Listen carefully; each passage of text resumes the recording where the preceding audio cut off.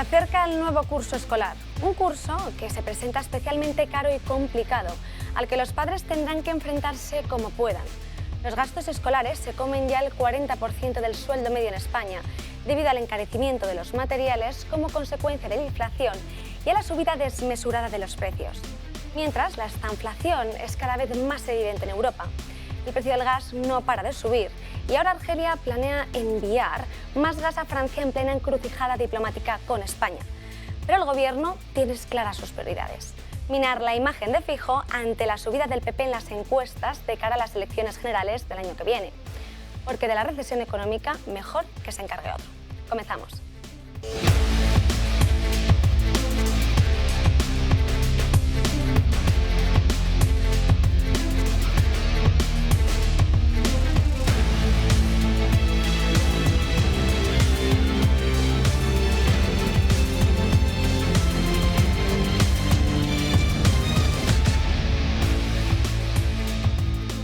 Muy buenos días, 29 de agosto, lunes, muy cerquita de que acabe ya este mes vacacional.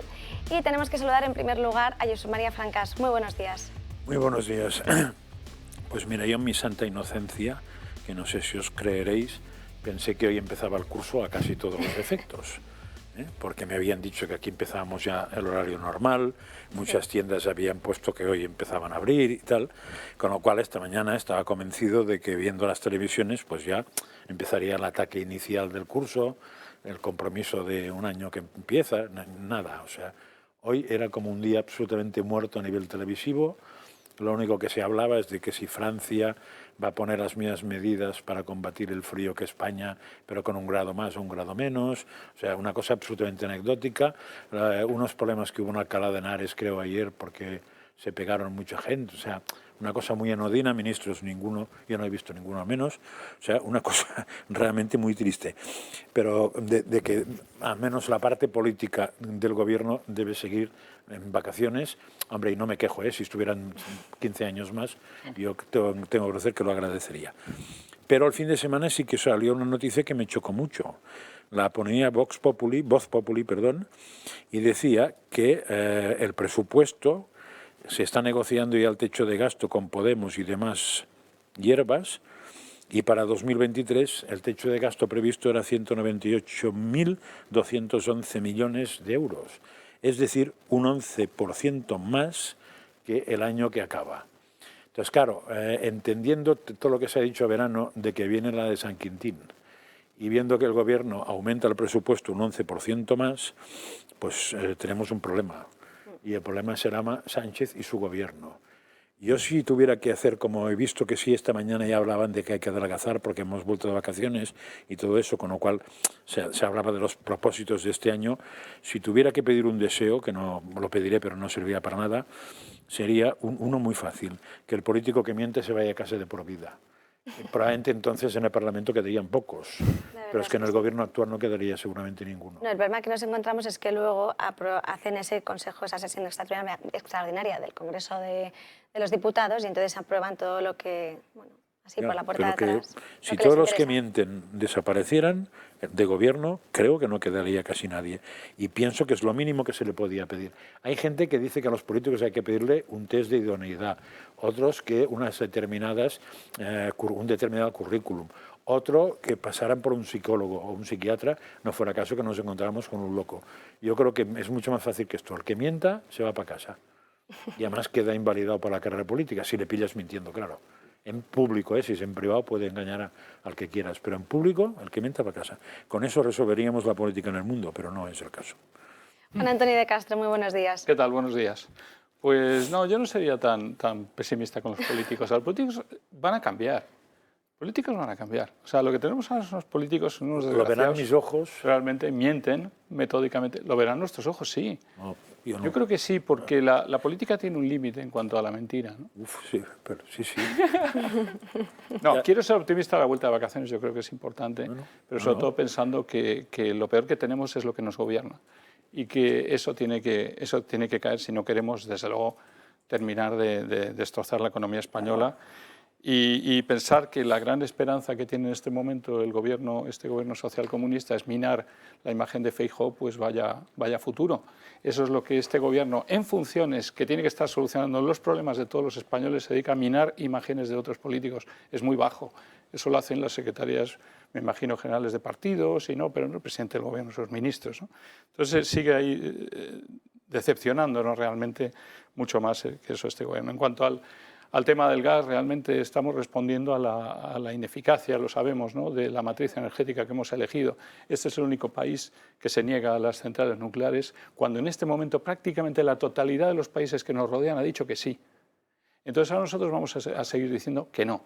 Pero además le vamos a poner problemas a la hidroeléctrica. Le vamos a poner problemas a todo lo que podría rebajar nuestra factura del gas, de la que tanto parece que nos preocupa y que va a hacer tanto daño a los españoles y por lo que hay que darles cheques de autobús y demás. No, lo que hay que hacer es no cometer los errores que se han cometido al darle la razón a Marruecos de esa manera, primeramente que va contra el derecho internacional, de afirmar una cosa para Marruecos sobre el Sáhara que no tiene ni pies ni cabeza y que nos ha hundido en las negociaciones con Argelia.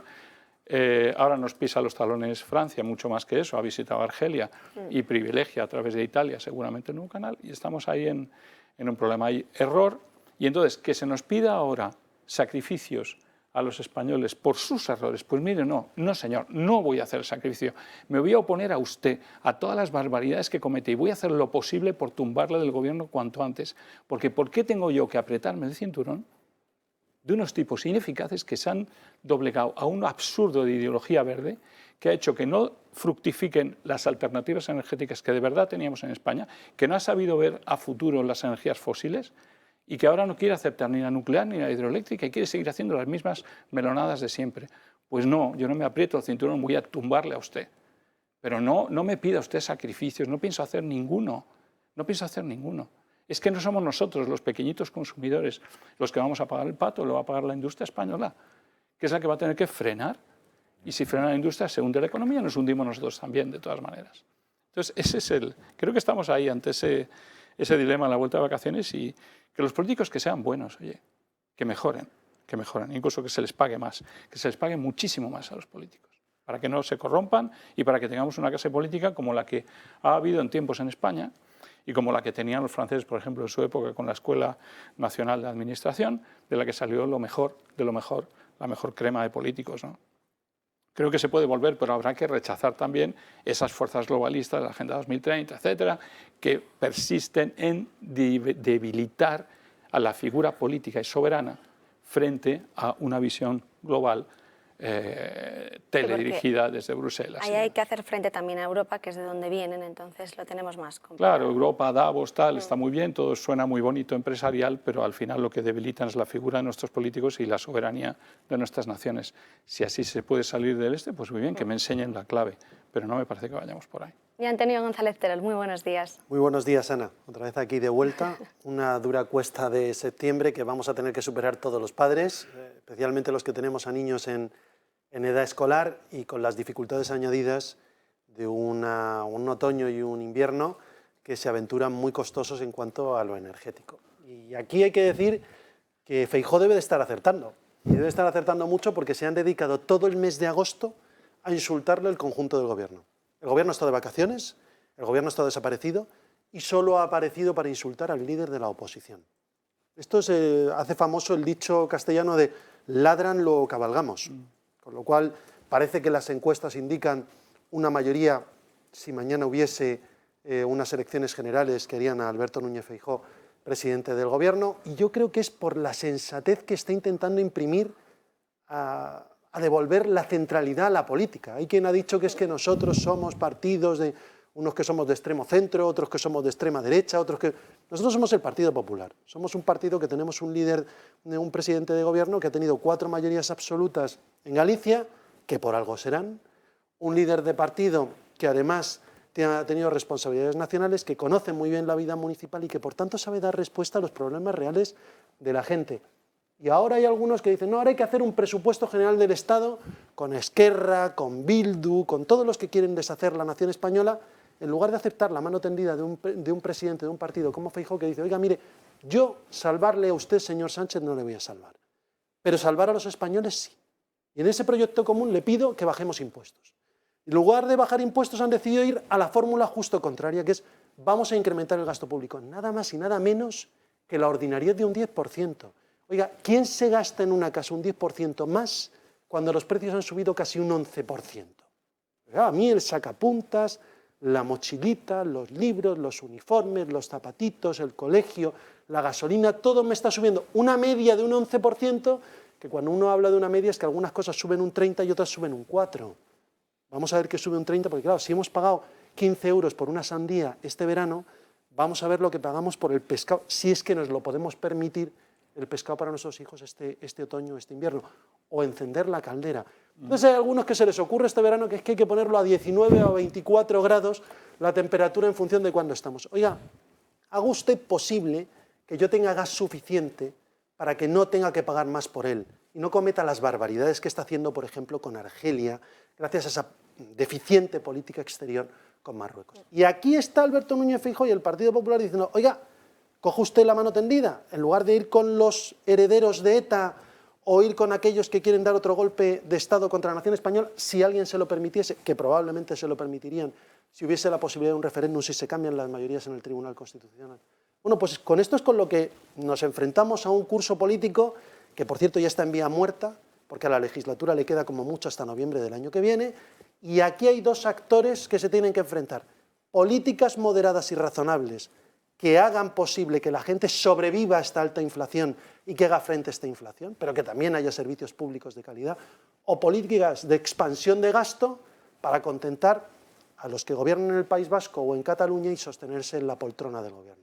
Y nosotros decimos que hay que hacer políticas centradas, razonables, consistentes, coherentes y con gente preparada y con experiencia, porque todos esos ministros que han salido a insultar a Alberto Núñez Feijóo este mes de agosto, a mí me gustaría que muchos españoles repitiesen su nombre y su ministerio. Y la realidad es que no los conoce nadie, porque no tienen ningún background, porque no han sido nada en su vida, porque se dedican a predicar sin poder dar ejemplo porque no tienen nada sólido detrás que lo contenga. Por tanto, oiga, aquí estamos nosotros con Alberto Núñez Feijóo a la cabeza para decir que nosotros sí, y nosotros ya, y por los españoles y por este gran país. De hecho, en cuanto a estas últimas, me ha gustado que hayas hecho esta intervención y esta reflexión, porque sobre esto también ha querido hablar Alberto Núñez Feijóo en el acto de inauguración que se celebró este fin de semana en Pontevedra, que además indicaba, bueno, pues que retrataba, se indignaba y denunciaba los ataques que había sufrido, pero también hacía estas declaraciones. A mí lo que me preocupa es que el gobierno haya dejado de gobernar y sobrevivan entregados a Bildu, y me preocupa porque eso es malo para España. Así que le pido a Sánchez que si no quiere volver a cambiar completamente su estrategia de ataque al PP y al presidente del partido, pues hombre, que ponga un solo miembro del gobierno para insultarme todos los días y que el resto del gobierno se ponga a trabajar, haga alguna propuesta y si es capaz que hable con nosotros, que vamos a ayudarles si nos dejan. También retaba al presidente del Gobierno a que hiciera un debate sereno y sosegado en el Senado para hablar sobre todo pues, de los problemas de España, que es lo que le interesan a los ciudadanos. Y es que no da la cara, es a lo que vamos. ¿Dónde está el presidente del Gobierno? Ahora tienen la oportunidad de debatir todos los días con el líder de la oposición, si quiere, cada 15 días en el Senado. Pero es verdad que es potestativo. El Gobierno decide, al contrario que en el Congreso, el Gobierno decide si va o no va al Senado. Que venga y dé la cara. Que diga cuáles son sus propuestas. ¿Su propuesta es acercar más presos de ETA al País Vasco? Esa es la propuesta para el conjunto de los españoles.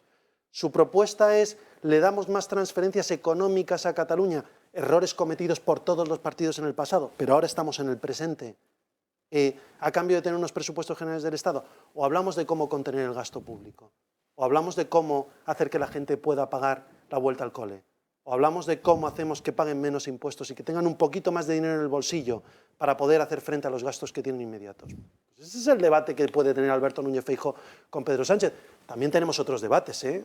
¿Por qué exige a todos los españoles que bajen la temperatura o la suban en invierno o en verano y él se sube un Falcon que emite más CO2 que el que consume cualquier otro vehículo del que estemos hablando cuando hablan de el incremento de los gases de efecto invernadero o el gasto de gas o el consumo de combustible? Es que hay que predicar con el ejemplo.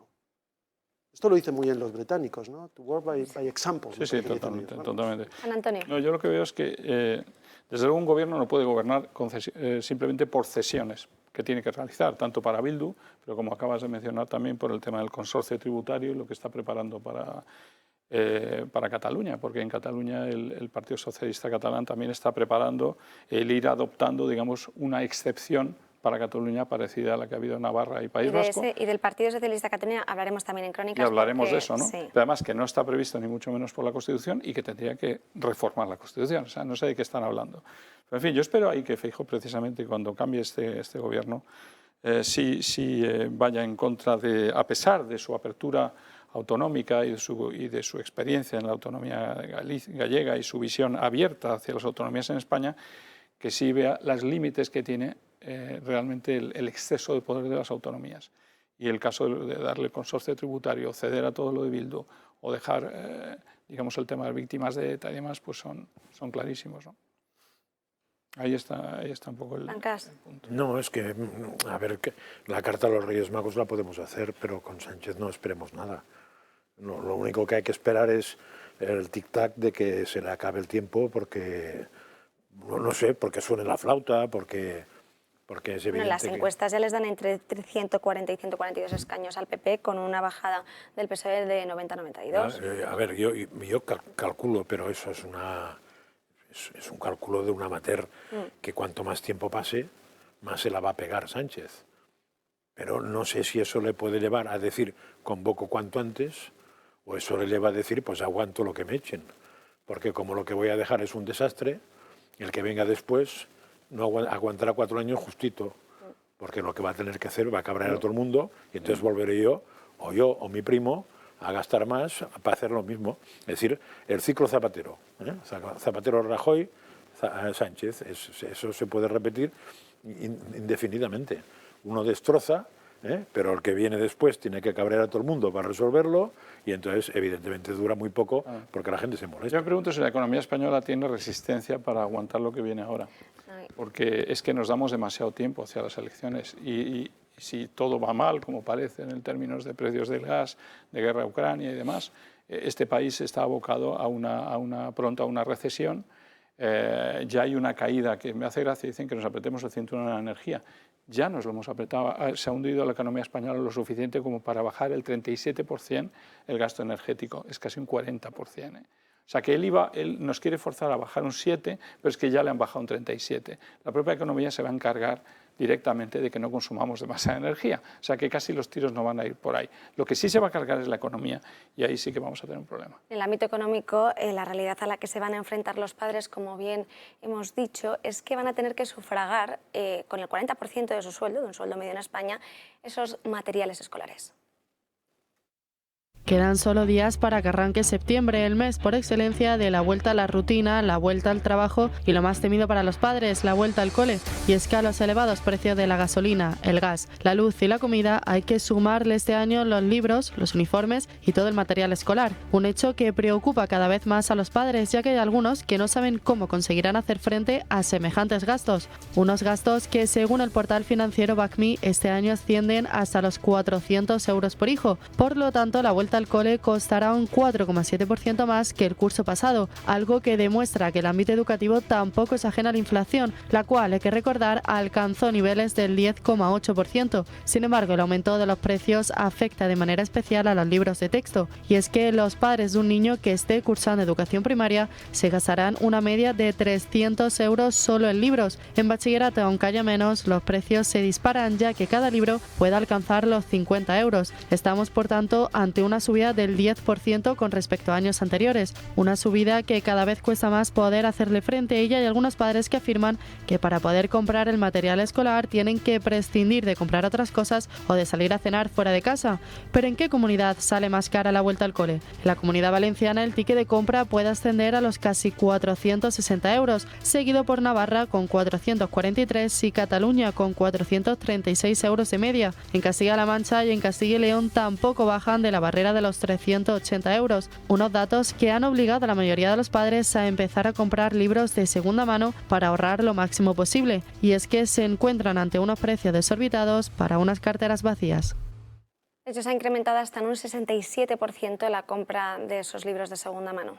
Hay que decir que comunidades autónomas gobernadas por el Partido Popular, como la Comunidad de Madrid, está haciendo un programa de préstamo de libros, por ejemplo, para poder ahorrarle a muchos padres todo esto, y ha sido una de las iniciativas. Tienes ayuntamientos, donde yo fui alcalde, como por ejemplo en Boadilla del Monte, pero hay otros muchos más, gobernados por el Partido Popular, que dan ayudas a la escolarización a los padres. Eso no es gasto público, eso es inversión en un gasto que tienen que afrontar todas las familias, y si no puedes devolvérselo vía reducción de impuestos, se lo puedes devolver por lo menos en esos gastos seguros que van a tener que afrontar. A mí me parece un gasto razonable en educación, en sanidad. El problema es el despilfarro económico que pretenden por contentar a algunos. Es un gasto político. 20.000 millones de euros para el Ministerio de Igualdad, ¿para qué? ¿Para qué? Imaginémonos que ayudamos a la vuelta al cole con esos 20.000 millones de euros a los 47 millones de españoles, a las familias de esos 47 millones de españoles. ¿Qué supondría esa vuelta al cole para muchas familias? Es que yo no sé si este gobierno ha perdido el contacto con la realidad. Probablemente Sánchez solo tiene contacto con la realidad cuando se baja del Falcon y del supercoche oficial y de repente le empiezan a gritar. Yo no sé si se da cuenta que esos gritos no son de alabanza, como está acostumbrado cuando entra por Ferraz, sino que son gritos de queja pública de los transportistas, de los agricultores, de los ganaderos, de los cazadores y ahora de las familias que van a tener una dura vuelta al cole. Yo creo que hay administraciones responsables, insisto, Ayuso lo está haciendo, Feijóo ha prometido que lo va a hacer y lo hizo en Galicia, y hay infinidad de administraciones gobernadas por el Partido Popular que lo están haciendo. Ahora, eso es inversión. Las maneras de abaratar el coste, de todos modos, a ver, aquí hay muchas cosas a decir. Si todo lo que ha subido el coste de escolarizar a un niño es un 4%, pues hay que reconocer que ha subido, comparado con lo que yo me temía, relativamente poco. Porque la inflación ordinaria, llevamos siglos que es un 2 a un 4, hombre. Sí, pero esto ha subido julio y agosto. Ya. Y tendremos que ver cómo se queda Pero en septiembre. es lo que ha dicho el vídeo. Sí. El interanual va a ser mayor. De todos modos, el tema, si lo que tocamos es el tema de los libros de texto, ahí se puede hablar bastante más, ¿eh? por muchas cosas. Primero, porque son libros obligatorios, ¿eh? Con lo cual, hombre, si de alguna manera el Estado podría forzar, entre comillas, los precios, podría ser en libros obligatorios. Yo me he movido en el mundo editorial. Y entonces, claro, cuando, no sé ahora mismo cómo está porque llevo años que no estoy, pero en mi época en España, cuando hacías 3.000 ejemplares de un libro, estabas bastante contento. Si los vendías, aplaudías con las orejas. Claro, los libros de texto no se hacen 3.000 ejemplares, que sepa yo, porque niños en España, ¿cuántos puede haber? Una salvajada. Con lo cual, los costes apenas son el papel y poco más. Con lo cual, si un libro cuesta 50 euros, alguien se embolsa 45, o dejémoslo en 35, pero en mucho, porque el coste no es ese. Con lo cual, se podría apretar un poco las clavijas con cosas bastante sensatas a las editoriales. Ni que decir tiene que al mismo tiempo se podrían hacer muchas otras cosas, pero por ejemplo, la gente normal, y yo lo he vivido cerca, hay mucha gente normal que los libros los compra de segunda mano. No es la solución, ya lo sé, pero es una solución, porque hay un mercado de segunda mano en libros que casi no se han usado, brutal. Porque claro, los libros no cambian cada año. Yo no sé si este año, como entra la ley nueva, son libros de texto nuevos. Puede ser que sí. Si son nuevos no hay mercado de segunda mano. Pero en condiciones normales hay años que sí, y hay mucha gente que hace tiempo que está haciendo eso. Y tampoco se le cae en los anillos a nadie si tiene que ir a segunda mano, a no ser que el ayuntamiento o la comunidad te subvencione los libros, que a mí me parece muy bien, pero con la misma condición. Subvencionar un libro que la editorial le clava 50 euros, yo me lo pensaría 2 veces antes que negociar con la editorial. Pensemos, por ejemplo, que en los medicamentos el Estado negocia con las farmacéuticas y les baja los precios a lo bestia, a lo bestia, porque al final los paga el Estado. En el caso de los medicamentos, no sé si es el 60 o el 70%. Entonces, el Estado tiene capacidad, si quiere, a no ser que sean muy amigos suyos los editores, de sentarlos en una mesa y explicarles que lo que se gana en un libro normal se puede ganar en un libro de texto, pero tampoco más. Mira, lo que hace la Comunidad de Madrid, ¿sí? perdón, creo que es que ellos los compran, los distribuyen entre centros públicos y concertados y luego a final de curso Los recogen. recuperan. Con lo cual, ni siquiera el padre tiene que afrontar ese gasto. Pero a la editorial le paga lo que pone la editorial. Pero claro, ya pactas, entiendo yo, en volumen, porque ya no compras un libro, compras miles de libros. Sí. Con lo cual No, incluso pues entiendo ojalá, que es mucho más ojalá, eficiente Sí. ese gasto en nombre de los padres. Ojalá, porque yo tengo la sensación de que las editoriales nos toman el pelo con el precio de los libros de texto. Ese ya es otro caso. Pero yo creo además que tenemos Ya digo, es tan fácil como ver cuánto cuesta un libro normal del que se editan 3.000 y cuánto cuesta un libro que se editan 100 y pico mil o 200.000. Es que no sé cuántos estudiantes hay en España, ni qué ediciones tiran las grandes editoriales, que tampoco son tantas, ¿eh? Esto es un problema más bien estructural de la importancia que se le ha dado o no a la educación, que no se le ha dado tanto a la educación en España de manera histórica, ¿no? Tú comparas con otros países como Francia, donde está absolutamente subvencionada, donde para matricularte en la universidad, en la Sorbonne, vas a pagar 120 euros al año y dices, bueno, qué pena que mi país no se haya dedicado un poquito más a la educación, le puedo ofrecer a todos los españoles algo así. Y desde luego en el tema de libros, pues me imagino que hay muchos países que lo tienen mucho más superado. Es verdad que vivimos un momento que me recuerda la crisis en Buenos Aires, cuando ibas a los mercados de segunda mano, en pleno Buenos Aires en el año 2000, cuando la gran crisis aquella, la gente se intercambiaba las cosas. Estamos cayendo ya por supuesto, en el intercambio de libros y eso. Y luego, ¿qué hace el gobierno en este momento de regalitos a la gente, ¿no? Eso hay que verlo también porque es tan absurdo. O lo que has hablado antes del Ministerio de Igualdad. ¿Qué mayor igualdad que proveer de libros a todos los niños en este momento sin dificultad? ¿Qué mayor igualdad que esa? 20.000 millones tirados. Por eso es que no tiene perdón este gobierno. Es que cualquier persona en la calle que vea esto y que diga, quiero gastar en esa administración que no va a generar más que publicaciones y estudios absurdos que no llevan a nada y van a dejar a las familias con dificultades, que no me hablen de tirar del carro, de apechugar, de todas esas frasecitas que estamos hartos para hacerse progresistas. No, ellos son los que están equivocando absolutamente. Y no sé, y no acabo de comprender si a propósito o no, este gobierno quiere hundirse, porque muchas veces piensas, si realmente los problemas españoles no son los que se van a atajar y voy a crear falsedades de desigualdad y demás, ¿en qué está pensando el gobierno? Pienso, regalos juveniles, por ejemplo, de los 100 euros a los estudiantes, ¿no? Cada 4 meses. Son cositas así, 200 de propina antiinflación. Esas tonterías, esos simbolitos que no han servido para nada, no. Toma el presupuesto del Ministerio de Igualdad, redúcelo a la quinta parte, coge el 80% del presupuesto y dedícalo a lo que en este momento te van a gritar todos los españoles, que es poder llevar a sus chicos con los libros al colegio, ¿no? Y busca soluciones también, lo que hablabas de las editoriales.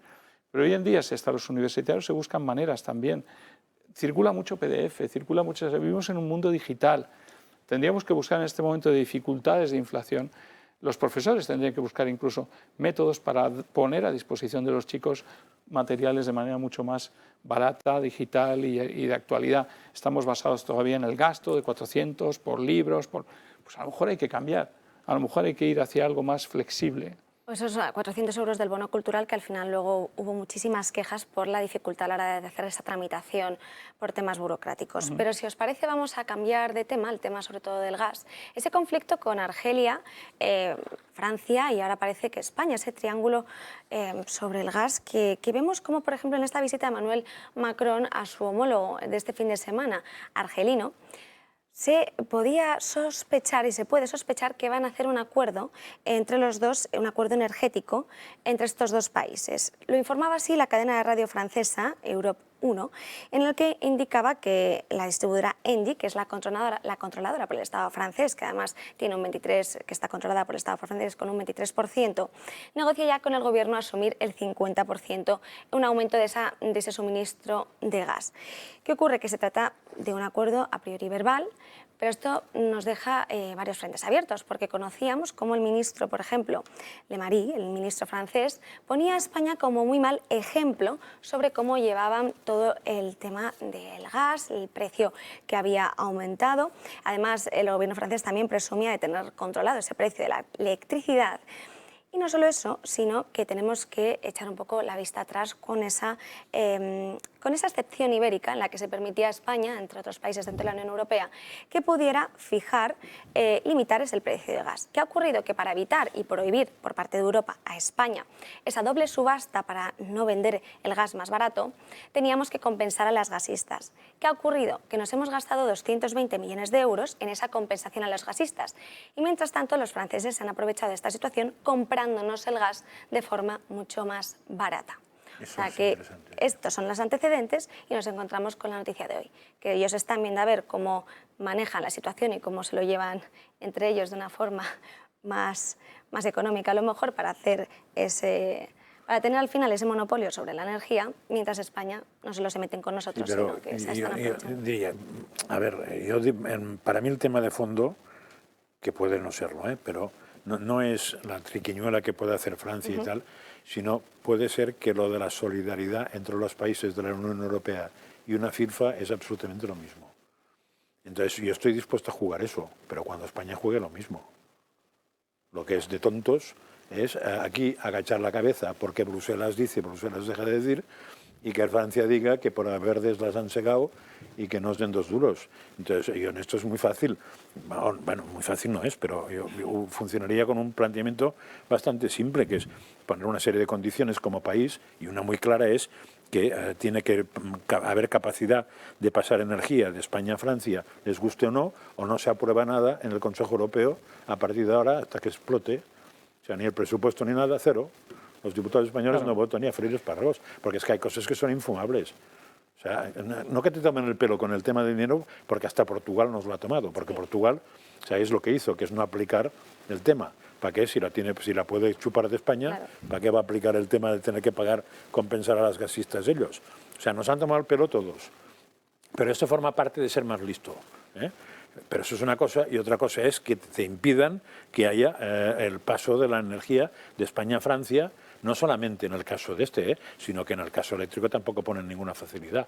Entonces, claro, con este planteamiento, pues usted vaya a ser frío. También es verdad que tenemos una suerte, que con un poco de suerte Alemania no está dispuesta a jugar con eso y nos va a echar una mano, a pesar de Sánchez y compañía. Bueno, a ver si es verdad. Y otra cosa que me hace mucha gracia con esto, el argumento que se está dando ahora mismo, cuando se quiere defender la postura española de no enfadarse con los franceses, es que da un poco igual, véase que se vaya por mar, que se vaya por tierra, tanto tiempo, se va a tardar tanto tiempo. Hombre, se va a tardar tanto tiempo siempre que se quiera. Claro, si pones un tío haciendo un túnel puede tardar toda una vida. Pero si España y Francia no es capaz de hacer un túnel en un tiempo récord, es que falla algo, ¿eh? Porque puestos a poner gente, hasta ahora, para que los en 2 espectadores semanas, lo sepan, vamos. Solo el 8% del gas natural importado a Francia llegaba de Argelia. Y ahora lo quieren subir hasta el 50%. Sí, pero tiene que ser a través de Italia, claro. Porque Francia no tiene... No. O sea, para barcos metaneros no puede hacer nada. El gasoducto que querían abrir conjuntamente, el MidCat, ya ha dicho que Francia paralizaría esas obras porque no le interesan ahora en este momento. Por eso. Yo creo que España ya tiene una postura difícil y débil en Europa muchas veces como para cometer errores, ¿no? El error de Argelia, realmente el error del Sáhara con el tema de Marruecos, yo creo que es en este momento el hazmerreír de toda Europa. ¿Quién le ha obligado? Nos imaginamos todos que Estados Unidos, pero alguien le ha obligado a llegar a ese tipo de acuerdos con Marruecos. Eso ha hundido, digamos, la estrategia que podía tener España con el gas, nos ha reducido el aporte de gas argelino y luego nos ha puesto en una situación que es absolutamente paradójica y absurda. En España se prohíbe hacer el fracking y hacemos crecer las importaciones de gas de fracking norteamericano a tope por el mar. ¿Estamos locos? Pagando el doble. Pagando el doble por ello, el triple o lo que sea. Y hacemos de Estados Unidos que aumente su excedente comercial con Europa de un 20% en los últimos meses prácticamente. O que va a ocurrir en el próximo año. De hecho, de 20%. Este tema, perdóname que te interrumpa, Juan Antonio, está hablando ahora mismo Jorge Buxade sobre esa rueda de prensa que está haciendo sobre el curso político de Vox. Nuestro gobierno, ¿qué hacía? Nuestro gobierno seguía anclado en los principios de ese fanatismo climático sometido a las decisiones de Bruselas. La solución no es el Pacto Verde Europeo ni la solución es seguir insistiendo en los acuerdos de París y en la Agenda 2030. La solución es atacar los problemas que tienen los españoles, tomando las medidas que necesitan los españoles para incrementar la capacidad de producción energética en España, lo cual necesariamente producirá una bajada del precio si somos capaces de trasladarlo en beneficio de los consumidores. Una subida de la factura eléctrica que va a repercutir y está repercutiendo y va a repercutir aún más este próximo otoño e invierno en España. Porque se va a llevar por parte de los productores del sector primario y del sector secundario a los precios de los productos que vamos todos a consumir. Y muy especialmente a todos aquellos que viven alquilados se va a trasladar mes a mes en las actualizaciones de la renta vía IPC. y a todos aquellos que viven en propiedad hipotecada con un préstamo en una entidad financiera, también se va a producir en la subida de los tipos de interés. Esa es la realidad a la que se van a enfrentar los españoles. Y el único partido que ha denunciado esta situación desde mucho antes de que se produjeran los efectos brutales sobre los bolsillos de las familias españolas, y el único partido que se aparta del discurso del consenso es Vox. Y vamos a incidir y reincidir constantemente en la necesidad de aplicar un plan para la defensa de la soberanía energética nacional. En primer lugar, una reforma del sistema tributario que recae sobre los impuestos sobre la electricidad y los combustibles global, una bajada radical de los impuestos y eliminación de todos aquellos que sean precisos, como hemos ido manifestando a través de las diversas iniciativas en el Congreso de los Diputados, que para los grandes medios de comunicación han pasado desapercibidas, pero que luego, cuando un determinado partido político hace una mera declaración en un canutazo, pues entonces salen los titulares de que hay determinado partido que tiene una idea. Segundo, la derogación inmediata. De la acción política de Vox también hablaba sobre que la culpa la tenían Podemos y el PSOE sobre esa ley del cambio climático que provocaba un fin y el fin de casi el 40% de importaciones del gas argelí. Pero antes de continuar, nos vamos a tener que ir a la primera pausa de publicidad y enseguida, en unos minutitos, volvemos.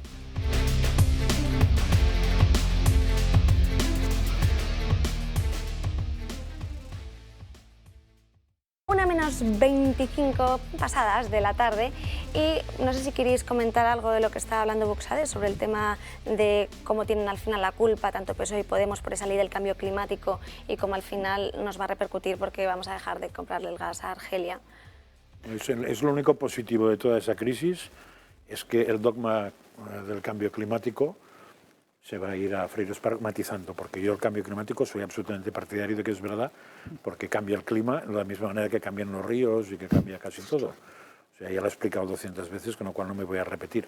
Lo que niego es la importancia de la influencia del hombre en el cambio climático y, por tanto, la importancia de la influencia del hombre en frenar el cambio climático. Claro. No la va a frenar nadie. Con lo cual, si el cambio va hacia una dirección, ¿hacia qué dirección vamos? Y se puede empeñar el que quiera en gastar dinero, en tirar dinero, tal. Otra cosa es que se planteara la especie humana, es decir, con el cambio climático que estamos teniendo ahora, que parece que vamos a calor, ¿qué puede ocurrir? Puede ocurrir que haya deshielo, parece ser. Puede ocurrir que suba al mar, parece ser. Pues habrá que proteger todas las ciudades costeras, porque como no las protejamos, las ciudades, por mucho que dejemos de conducir coche y vayamos en bicicleta y tal, va a subir el agua y se la va a comer. Juan Antonio. Sí, no, yo creo que hay que acabar ya con eso. O sea, que el cambio climático existe, que mucha gente y muchos expertos piensan que no es solo debido, por supuesto, al ser humano, sino que puede ser de forma natural, que el universo cambia y demás, y las fuerzas, el sol y demás. Pero lo que no puede ser es esa obsesión, que además a mí me extraña muchísimo, que no quieren dar su brazo a torcer. Veía a Teresa Rivera afirmando toda esta ideología verde a tope cuando vemos cifras, y creo que ha sido la Universidad de Stanford la que ha sacado unas cifras recientemente, incluso de datos sobre España y sobre el mundo, en donde las emisiones de SO2, las de nitrógeno, las de carbón y las de partículas de carbón se han reducido desde el comienzo de este siglo, o sea, en los últimos 20 años, se han reducido entre 50 y 87% sus niveles. Quiere decir que... ¿CO2 también? No, CO2 no. Estoy hablando de solamente SO2, NO2, carbón y volátiles de carbón. Bueno, y luego CO2 es otra historia. Pero lo principal yo creo que está en que han bajado. Y ¿por qué los propios políticos intentan taparnos esa realidad? No darnos esas cifras, sino continuar asustándonos y poniéndonos en lo peor, ¿no? Bueno, yo creo que el efecto del cambio climático es innegable. Podemos estar en un periodo interglaciar y, por tanto, las temperaturas en un periodo interglaciar, evidentemente hay un retroceso desde los glaciares en Islandia hasta Groenlandia y en los polos, es evidente. Eso puede llevar a un mayor volumen de agua dulce en los océanos, lo cual cambian las dinámicas de movimiento de esas corrientes y, por tanto, el clima globalmente, y eso hay que ver cómo afecta y cuáles son los resultados y de qué manera yo creo podemos trabajar de una manera más sostenible a medio plazo, pero también por la sostenibilidad de los recursos, sabiendo que tenemos una población creciente en términos exponenciales, ya no aritméticos, sino geométricos, por lo que estamos viviendo en China, en África y en países en vías de desarrollo. Pero yo creo que ese es un debate al que nos puede llevar el Gobierno, y luego es el debate del día a día y de la realidad. Y el debate del día a día y de la realidad, ¿cuál es? ¿Va a subir el precio del gas? ¿Va a subir el precio de la energía? Se están tomando medidas como la excepción ibérica, que se han demostrado insuficientes y además incluso diría yo que letales en algunos términos, y encima se están tomando decisiones de política exterior que están siendo muy malas debidas a una malísima política interior. Política interior que se sostiene en sostener unos presupuestos generales del Estado manteniendo cosas absolutamente ineficientes. Y a partir de ahí, mala política exterior, volvamos al tema porque se nos olvida. ¿Puede ser que Estados Unidos haya presionado para ese acuerdo con Marruecos? Puede ser, pero también recordemos que seguimos sin conocer cuál es el contenido que se robaron por parte de los servicios secretos de un tercer país que no vamos a nombrar, del móvil del presidente del Gobierno, de la ministra de Defensa, del ministro del Interior y un larguísimo etcétera que desconocemos, móviles privados y públicos cuyo contenido desconocemos y que pueden haber limitado la capacidad de movimiento del Gobierno de España y en concreto del presidente, porque os recuerdo que la decisión de cambiar la política exterior sobre el Sáhara no contó ni con la connivencia del Partido Socialista, ni de los socios del Partido Socialista en el Gobierno, sino que fue una decisión reconocida, unilateral, del presidente del Gobierno, que ni siquiera lo consultó con el principal partido de la oposición. También, no sé si estás de acuerdo que es quizá de los cambios, de los virajes diplomáticos más radicales que ha tomado la política exterior española y aún sin décadas. Explicar.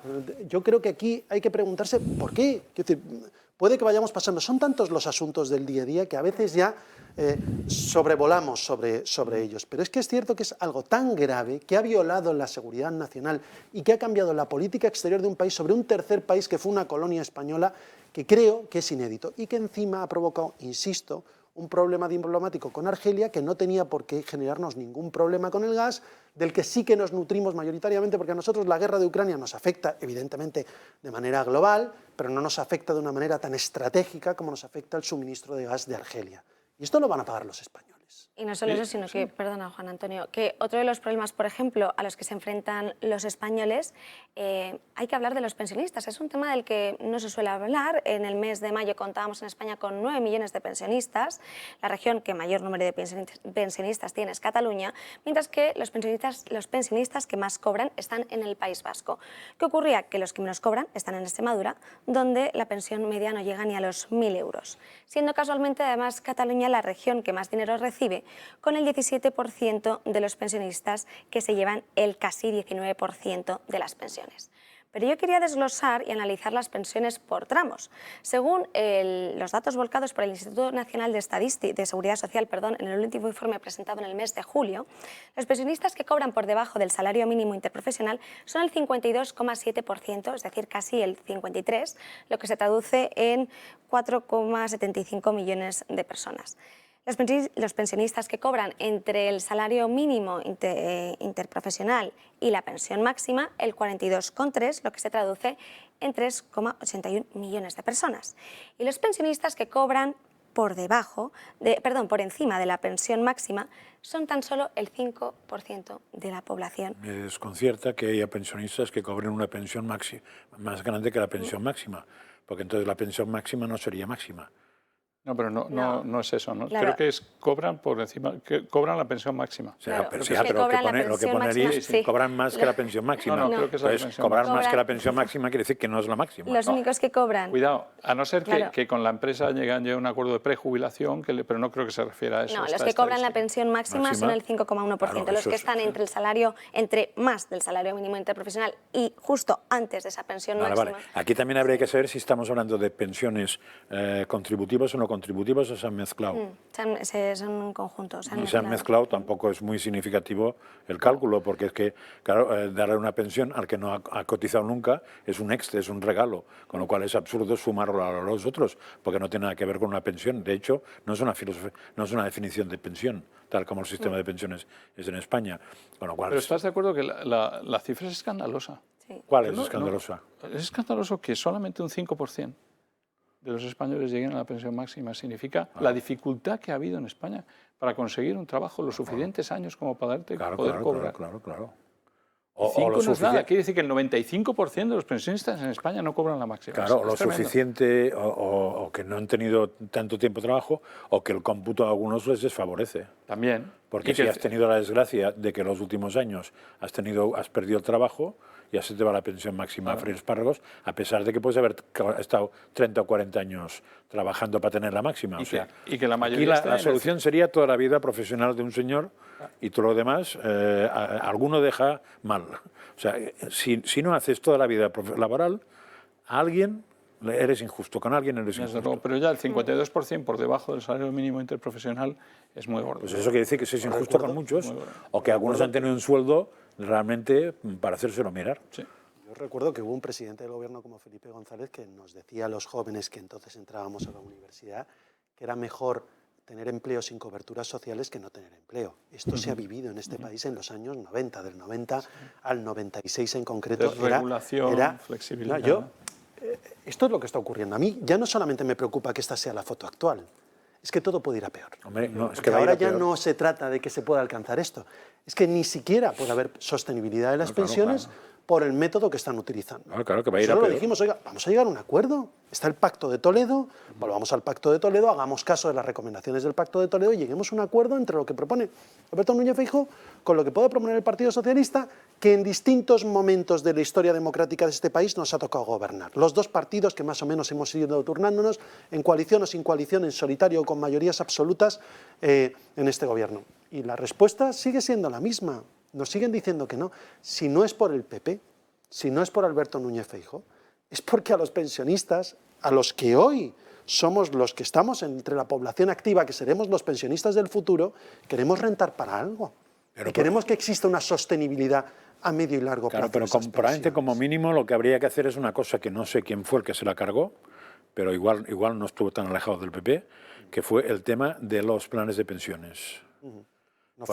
Como mínimo, no sé quién fue el que se cargó la fiscalidad de los planes de pensiones, el que no, porque ahora mismo, antes los planes de pensiones tenían una rebaja fiscal, o sea, fiscalmente te compensaban, estaban primados, sí, ahora y alguien, yo creo que fue Montoro, que se lo cargó, pero igual me equivoco. Eso fue en la crisis del 2011. Sí, pero, claro, ya se quedó, así. Pero francamente, ya se quedó, no, espera, ya se quedó así. Y después, no sé quién ha sido el gracioso que ha hecho, que me parece que va así, que cuando cobras el plan de pensiones no lo puedes dividir en muchos años, sino que lo tienes que juntar, con lo cual te pega un castañazo al fisco. Es decir, si los gobiernos, el que sea, y ahora has dicho antes una cosa muy interesante, que es todos lo han hecho mal, hablemos de presente y no de pasado, que no ganamos nada, estoy de acuerdo. Pero como mínimo, si alguien quiere arreglar las pensiones, como mínimo que tiene que hacer es facilitar fiscalmente los planes de pensiones para que completen eso, porque entonces el 50% estaría igual que está de jorobado, pero tendría un extra donde echar mano. Si ni siquiera ingresaría lo que le corresponde. Claro, si ni siquiera puedes eso, si además de eso haces un sistema de pensiones que funcione mejor, ya mil sobrejuelas, pero como mínimo vuelve a la situación en que la gente se decía un plan de pensiones paralelo. Hombre, es mucho mejor la mochila austríaca que todo eso, pero eso ya igual es panota, o sea, que el PSOE piense... que son arreglos, pero que no son los arreglos de fundamento que necesita la economía española. Está claro. Porque vamos a seguir haciendo tapujos y parches con las pensiones cuando nuestro modelo necesita un cambio estructural, unas nuevas leyes, unas nuevas apoyo al Pero ahí al habría empleo. que empezar por tener hijos, por ejemplo. Claro, Hijos, estructura productiva. Una pensión, ten hijos. Cambia el saldo estructuralmente negativo el país. vegetativo que se arrojaban los datos de la semana pasada eran de 7.000 personas, incluso en algunas comunidades autónomas, esa diferencia entre defunciones y nacimientos, que era mucho mayor en el 90% de las comunidades autónomas de España, ya había, ese saldo negativo vegetativo. Lo segundo que tienes que tener es que la competitividad española sea suficiente como para que los sueldos sean europeos, porque España tiene un problema, que tiene impuestos europeos y sueldos africanos. Y competitividad penosa. ¿Por qué? Bueno, Entonces, sueldos africanos porque la competitividad es senegalesa. ¿Qué motivación puede tener una pareja para tener hijos en una situación de competitividad penosa, de impuestos europeos y demás? El problema es que tienes que cambiar todo ese entorno para que la natalidad se fomente. Pero si no cambias eso, a la larga no cambias nada. No hay que decir es que es ideológicamente, que es que las mujeres ya no quieren tener hijos. No, las mujeres no tienen hijos y el marido porque tiene un problema gravísimo de renta y unas dificultades de pensar cómo los voy a hacer ir al colegio, cómo voy a sacar a todos estos niños adelante. Tendrás que arreglar eso. Creo que estoy totalmente de acuerdo con vosotros, una política de cambio de modelo productivo e incentivar, sobre todo si uno quiere hablar de política de pensiones, mejora del mercado laboral. Y el mercado laboral puede ser curva de natalidad, sin duda alguna, que es a más largo plazo. Y luego hay algo que en España y en otros países del mundo ha funcionado. Es decir, tú no puedes coger al Open Arms y decir que venga toda la inmigración irregular a España, pero inmigración regular para ocupar un sector empresarial que está rentando a la seguridad social, claro que es algo productivo. El otro día me sentaba con un americano que era de origen hindú. Me decía, mira Antonio, yo nací en la India hace 50 y tantos años y me fui hace 45, muy jovencito, a vivir a Estados Unidos. Yo vivía en una casa en la India en un cuarto de baño para 15 personas y ahora tengo una casa con 9 cuartos de baño y tengo 4 hijos.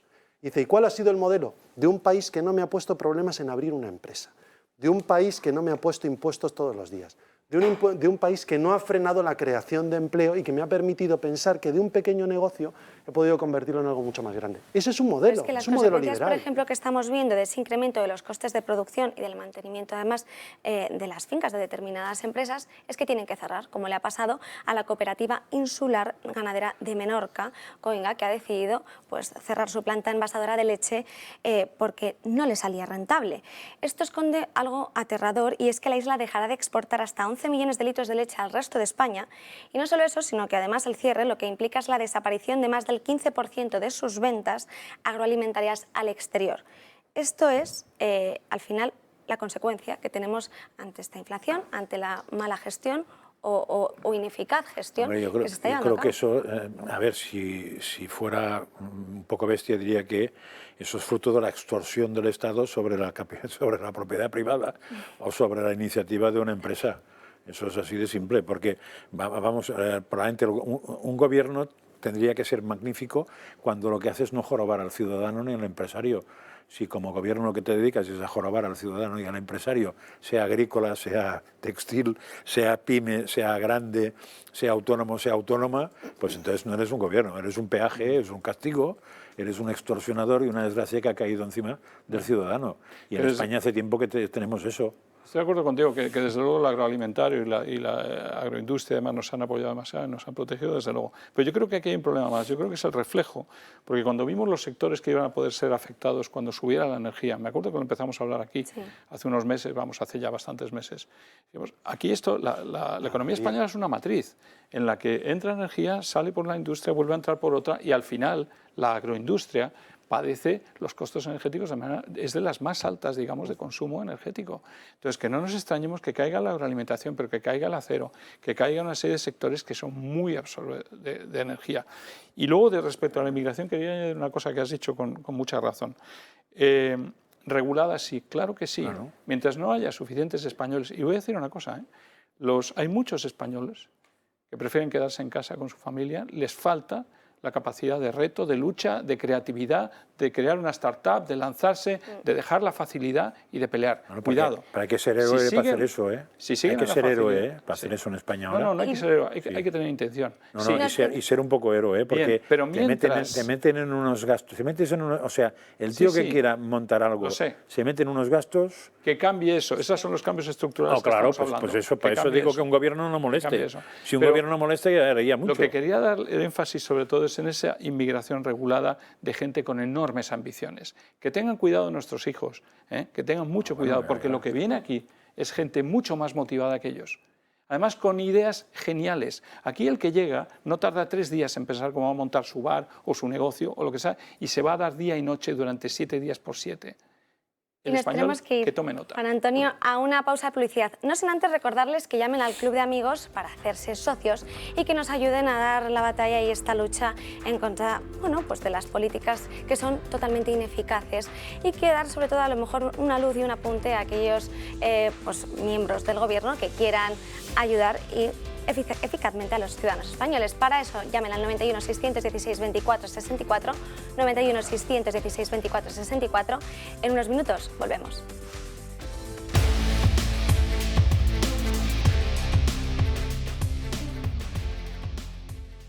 La 1 de la tarde seguimos y vamos a hablar de la inmigración, que lo habéis comentado además, lo habéis introducido esta mañana, de la inmigración ilegal o irregular, como dicen según el Ministerio de Interior, según lo recoge, en España. El otro de la semana pasada comentábamos cómo en España, a grandes rasgos, había bajado en un 1,1%. ¿Qué ocurría?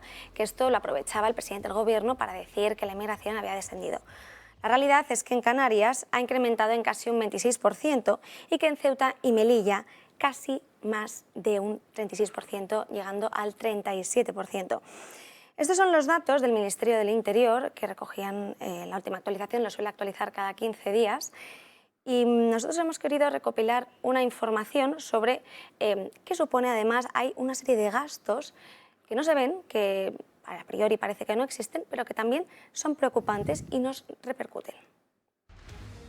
Problemas de seguridad por pateras y narcolanchas acumuladas en las Islas Canarias. Un informe revela que cerca de 300 embarcaciones han sido intervenidas por las fuerzas de seguridad canarias. Según detalla el Centro de Inteligencia contra el Terrorismo y Crimen Organizado dependiente del Ministerio del Interior, esta situación supone un grave problema de seguridad. El gobierno requerirá de empresas especializadas para la destrucción de estas embarcaciones, una destrucción que no saldrá del todo barata, llegando a la cifra de 64.000 euros. El principal partido de la oposición exige un refuerzo urgente de la policía y Guardia Civil ante esta incesante escalada de inmigración ilegal. Apuntan que es un récord histórico y que los datos de inmigración ilegal son los peores en muchos años. Aún así, el presidente del gobierno piensa lo contrario. Creo que los datos, la evolución, con independencia de que efectivamente el repunte se haya podido producir en estos últimos días, si uno ve la comparativa a lo largo de este año respecto al año anterior, pues evidentemente creo que hay una senda descendente que tenemos que celebrar, porque eso significa que se está reforzando y se está trabajando bien. Pues bien, en el primer semestre del año, pese a los nuevos acuerdos de colaboración suscritos entre Madrid y Rabat, 212 embarcaciones destinadas al tráfico ilegal de seres humanos llegaron a las costas canarias. En 2017, la inmigración ilegal pasa de poco más de 400 personas a más de 23.000 en 2020. El 2021 también cierra con más de 22.000 personas y ahora se superan las 10.500 cuando hace un año íbamos por las 8.000. ¿Verdaderamente baja el nivel de inmigración ilegal? Es que al final es un problema, pues todo ese almacenamiento, destrucción de esas embarcaciones que se destinan para ese tráfico de drogas y el crimen organizado. Es algo de lo que no se habla nunca, pero que va ligado con esa inmigración ilegal, que al final llegan en pateras o incluso también, como vimos, en esas motos de agua que surgió este verano, que era la nueva forma de entrada de inmigración por parte de la ruta de Argelia.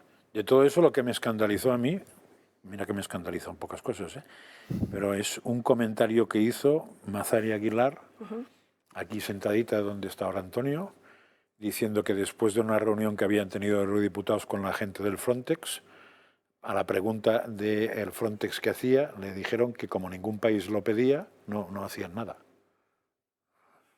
Entonces, claro, si España, o siquiera Italia, pero ahora Italia me preocupa poco, no pide la actuación del Frontex, que tiene todo tipo de cosas para hacer que no se te acerquen las pateras y no llegan a tu territorio, no lo usas para nada, después no me vengas a llorar. Es decir, eso quiere decir que no te interesa parar la inmigración ilegal. Desde luego este gobierno no ha entendido... Lo que no sé es por qué le interesa tenerla. Ya, no ha entendido el problema de la seguridad, porque estábamos hablando de la inmigración legal con gente muy motivada que dan incluso ejemplo a nuestros propios compatriotas para lanzar ideas y para crear actividad en este país y para contribuir a la seguridad social. Una cosa es eso, la ilegal. Hay países que actúan de manera categórica, inmediata, fuerte. Reino Unido ha llegado a un acuerdo con Ruanda en que todo lo ilegal lo manda por avión a Ruanda y allí se las arreglarán. Es decir, allí verán los que pueden, a lo mejor en el futuro, volver a Inglaterra o no, y la mayoría pues que vuelvan a sus propios países.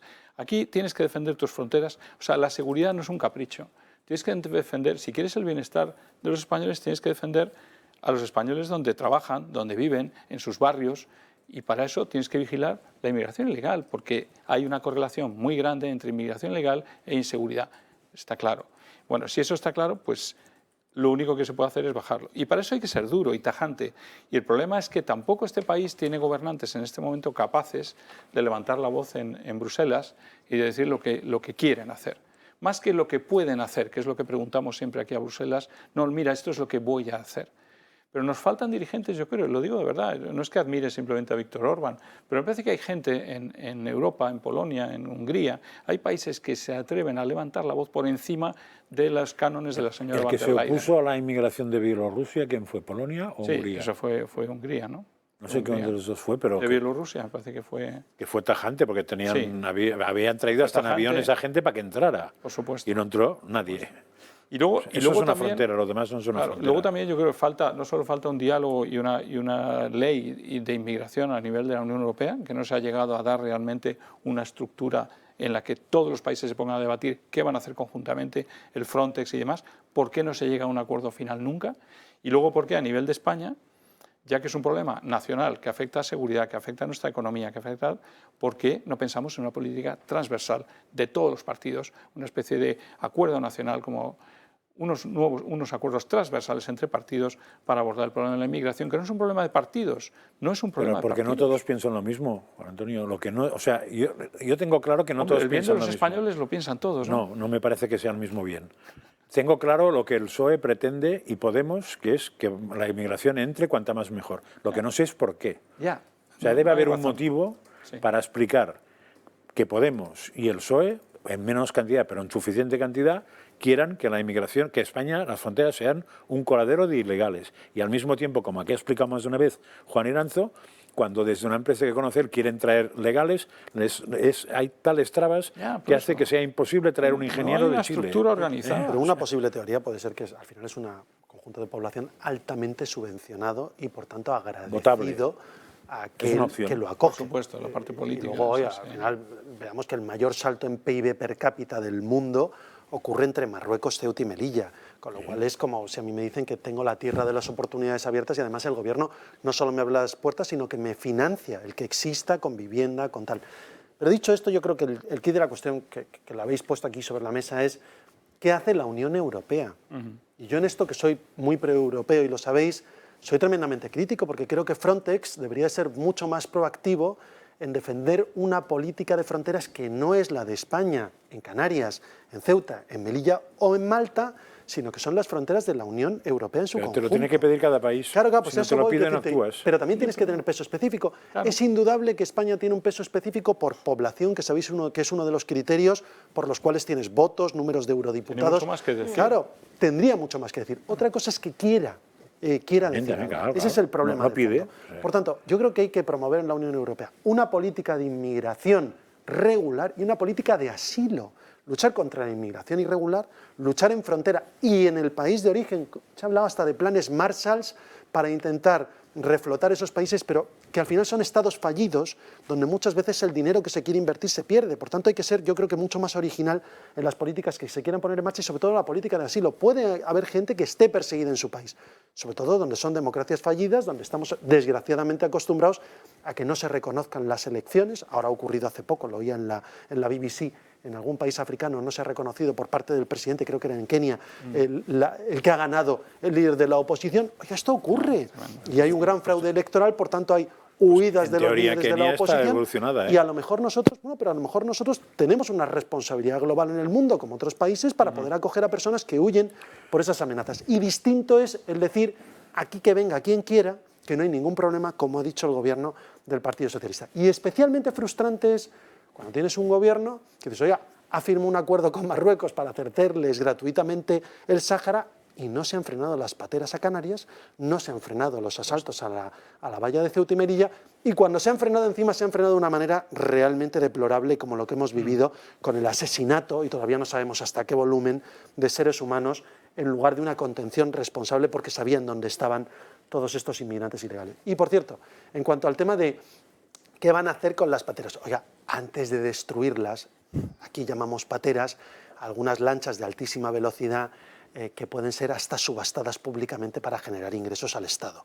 Y no ocurre nada, porque están incautadas como se incautan otros barcos o submarinos. Incluso o para perseguir la droga. Exacto. Que las use la policía. Porque muchas veces se trata, yo esto lo he vivido con las policías, a veces no les damos los recursos suficientes a la Guardia Civil y les toca perseguir con un coche de hace 20 años vehículos de alta velocidad que roban en urbanizaciones de lujo. Y no hay derecho porque no se les dan los medios suficientes, con lo cual hay alternativas. O la cesión a la Armada de algunos de estos buques para la formación de nuestros oficiales de la Armada, que os parecerá algo absurdo, pero no existe, no lo además ellos son conscientes de que eso ocurre porque por eso vienen con varias lanchas o en motos de agua, todos a una, pero para evitar y para eludir pues, que la inexistencia o la falta de Guardia Civil que hay en esas zonas. Y no solo eso, sino porque también es latente algo que por desgracia pues, ocurre, que además son datos registrados por el INE, esa relación entre la inmigración ilegal y la delincuencia. Recordábamos en otras ocasiones como, por ejemplo, poníamos el ejemplo de que la población española, el 88,62%, pues las condenas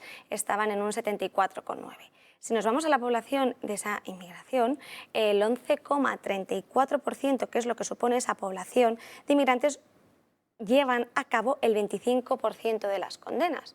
Entonces, claro, es una relación que supera casi en 2 puntos en la media nacional y es algo que, bueno, que son datos del INE, sí, o sea, pero que es latente. Aunque no sea políticamente correcto, a mí me parece que es de sentido común. O sea, tú dejas entrar a un señor que en teoría entra con alpargatas y poco más, ¿no? Así suele entrar con un teléfono móvil, pero poca cosa más.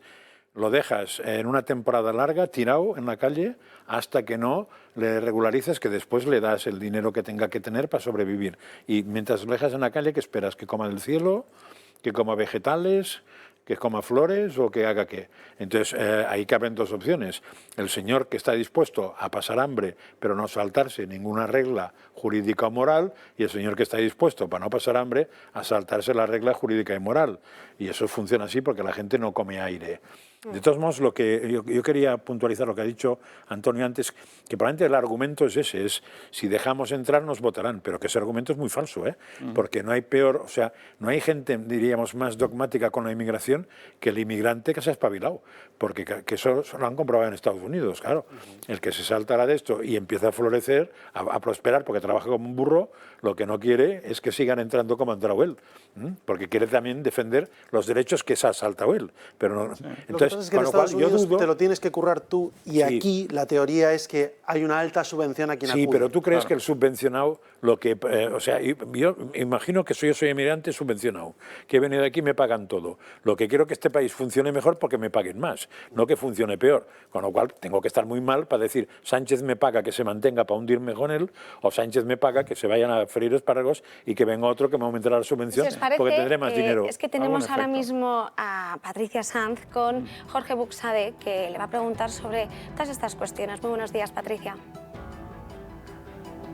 ¿Qué tal? Muy buenos días, Ana. ¿Cómo estáis? Pues efectivamente estamos aquí con el vicepresidente primero de Acción Política de Vox, Jorge Buxade, y la primera pregunta va en este sentido. Jorge, hoy en el inicio de curso político, ¿qué opinión les merece pues estos sucesos que han sucedido en la localidad madrileña de Alcalá de Henares este último fin de semana y cómo está luchando su formación? Usted lo comentaba en rueda de prensa respecto del reglamento europeo para salvaguardar la seguridad de los europeos. Pues lo que hemos visto en Alcalá de Henares no es muy distinto de lo que hemos visto todos los veranos en las fiestas locales y lo que vemos en las calles, por ejemplo, de Barcelona o hemos visto en Madrid a lo largo de este año, ¿no? Es una situación ya permanente, la presión inmigratoria sobre las ciudades, las pequeñas ciudades, sobre los grandes barrios en las grandes ciudades, sobre la seguridad y la vida de los españoles, la presencia de bandas organizadas, de bandas delictivas y, por supuesto, la evidente no integración de gran parte de la inmigración legal o ilegal que llega a España. Debemos confrontarlo, es uno de los problemas más importantes que tiene España y toda la Unión Europea y, por desgracia, hay un consenso progre europeo que entiende que la solución a estos problemas es ese pacto de asilo e inmigración que supone abrir las fronteras para que cada vez entre más. Nosotros tenemos clarísimo que esa situación de falta de libertad y de inseguridad en las calles tiene que garantizarse a través de una protección firme de las fronteras, acabar con el efecto llamada y tomar decisiones muy claras para la protección de los derechos de los españoles. Además, hoy es un día muy importante. Iniciamos el curso político. Vox suma ya hasta 40 iniciativas ante el Tribunal Constitucional frente a todas las iniciativas legislativas del Gobierno. Nos encontramos también a poco más de un mes de este macroevento del Viva 22 y ante el nuevo curso político por el ciclo electoral que nos aventura 2023. ¿Cuáles son los retos que enfrenta Vox en este nuevo curso político? Yo creo que, uno que es común a toda la legislatura, que es combatir por tierra, mar y aire las decisiones del gobierno de Sánchez, del gobierno social separatista de Sánchez y sus secuaces. En segundo lugar, alegría, ilusión, esperanza para estar pegado al terreno con los españoles. Salvo en raras excepciones como el Toro Televisión, no tenemos la oportunidad de que nuestro discurso, nuestro mensaje, nuestras propuestas lleguen con claridad y transparencia a las televisiones de todos los españoles. Por tanto, tenemos que redoblar los esfuerzos para estar en la calle, para que nuestro discurso, nuestras propuestas lleguen a todas las casas de todos los españoles a través de las redes sociales y estas oportunidades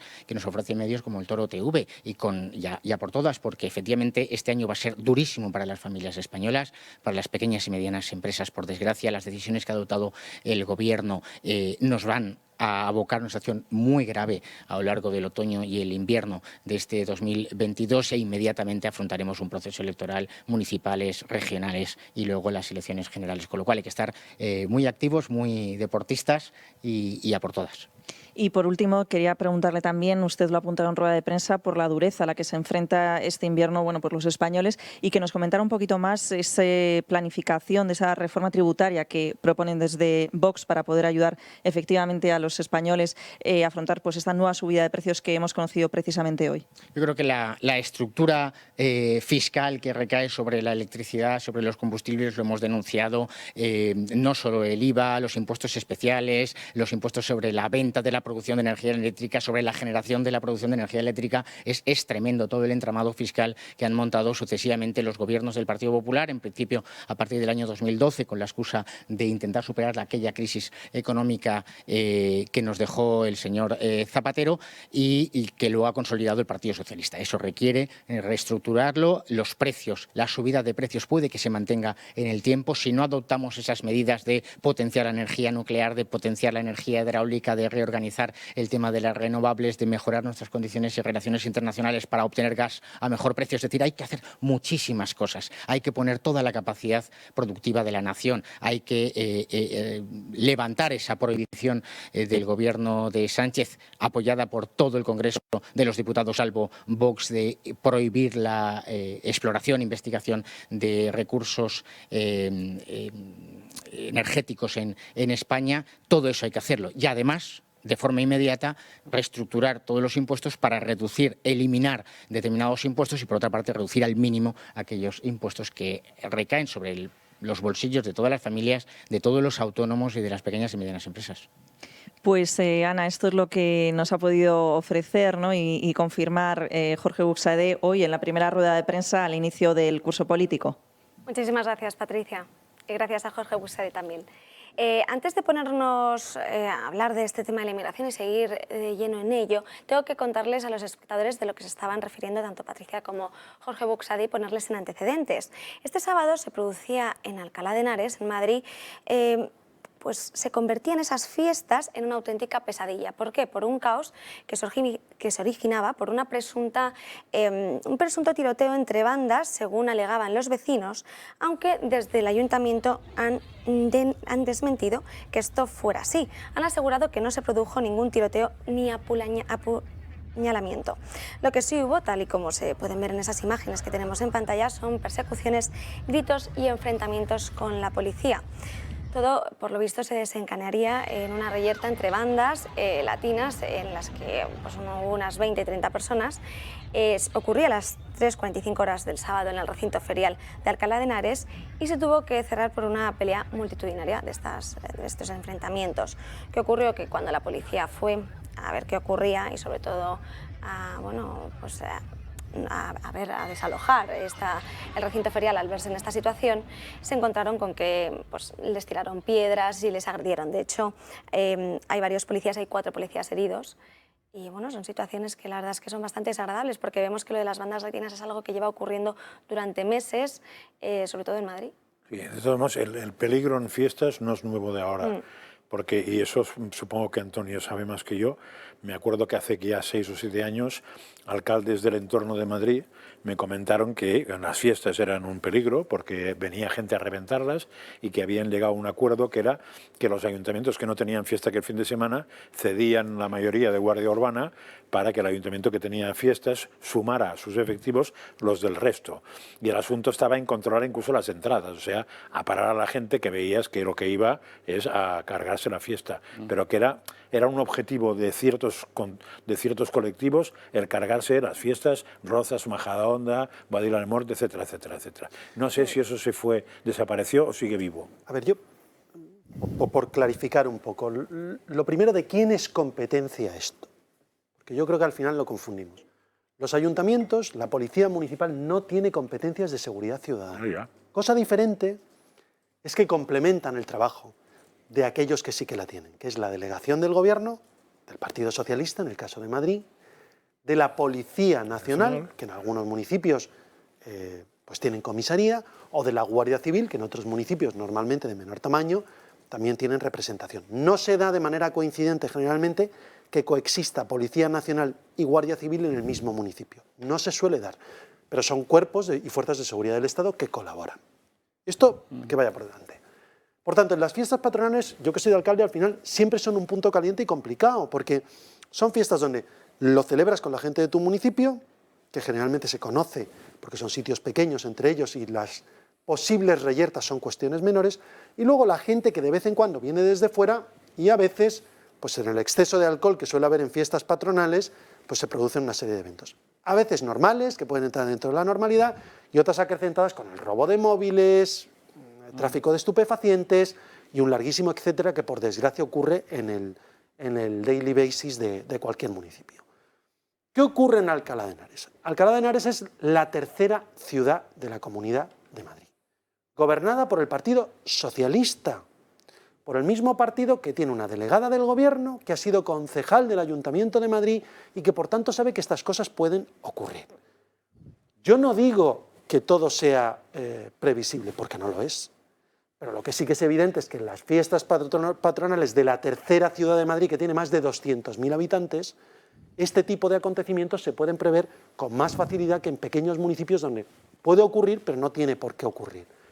Por tanto, primero, medios a las fuerzas y cuerpos de seguridad del Estado. Esos son horas extras, esos son los escudos, esos son los chalecos antibalas, esos son una serie de medidas que hay que dar a los policías y fuerzas de cuerpos de seguridad del Estado que el Ministerio del Interior, y lo hemos visto en pandemia con las mascarillas, no siempre le ha otorgado. Por tanto, medios para ellos. Segundo, personal suficiente. Y esto la presidenta de la Comunidad de Madrid lo ha dicho para Barajas, pero vale para esto. Hace falta más Policía Nacional y más Guardia Civil en la región capital de España, porque es la puerta de entrada a este país. Si os parece. Y por tanto, hay que trabajarlo. Responsabilidad en Alcalá de Henares. Yo siento decirlo, pero tendrá que decir algo al alcalde, sobre todo, no por lo que haya hecho o no haya hecho la Policía Municipal, que estoy seguro que haya hecho todo lo que haya podido, sino en su relación con la delegación del Gobierno. Porque yo me acuerdo que una de las cosas que más tiempo llevaba a preparar como alcalde no era los conciertos que vas a dar, sino la seguridad y el dispositivo de seguridad que tiene que acompañar a todo esto. Y no nos acordamos ya, pero hubo atropellos en Barcelona de yihadistas en pleno mes de agosto hace unos años, y entonces todos los ayuntamientos empezamos a poner volardos a las entradas de las avenidas principales. ¿Y eso qué eran? ¿Medidas de prevención? ¿Volvió a ocurrir algo parecido en algún sitio? No. Pero medidas de prevención.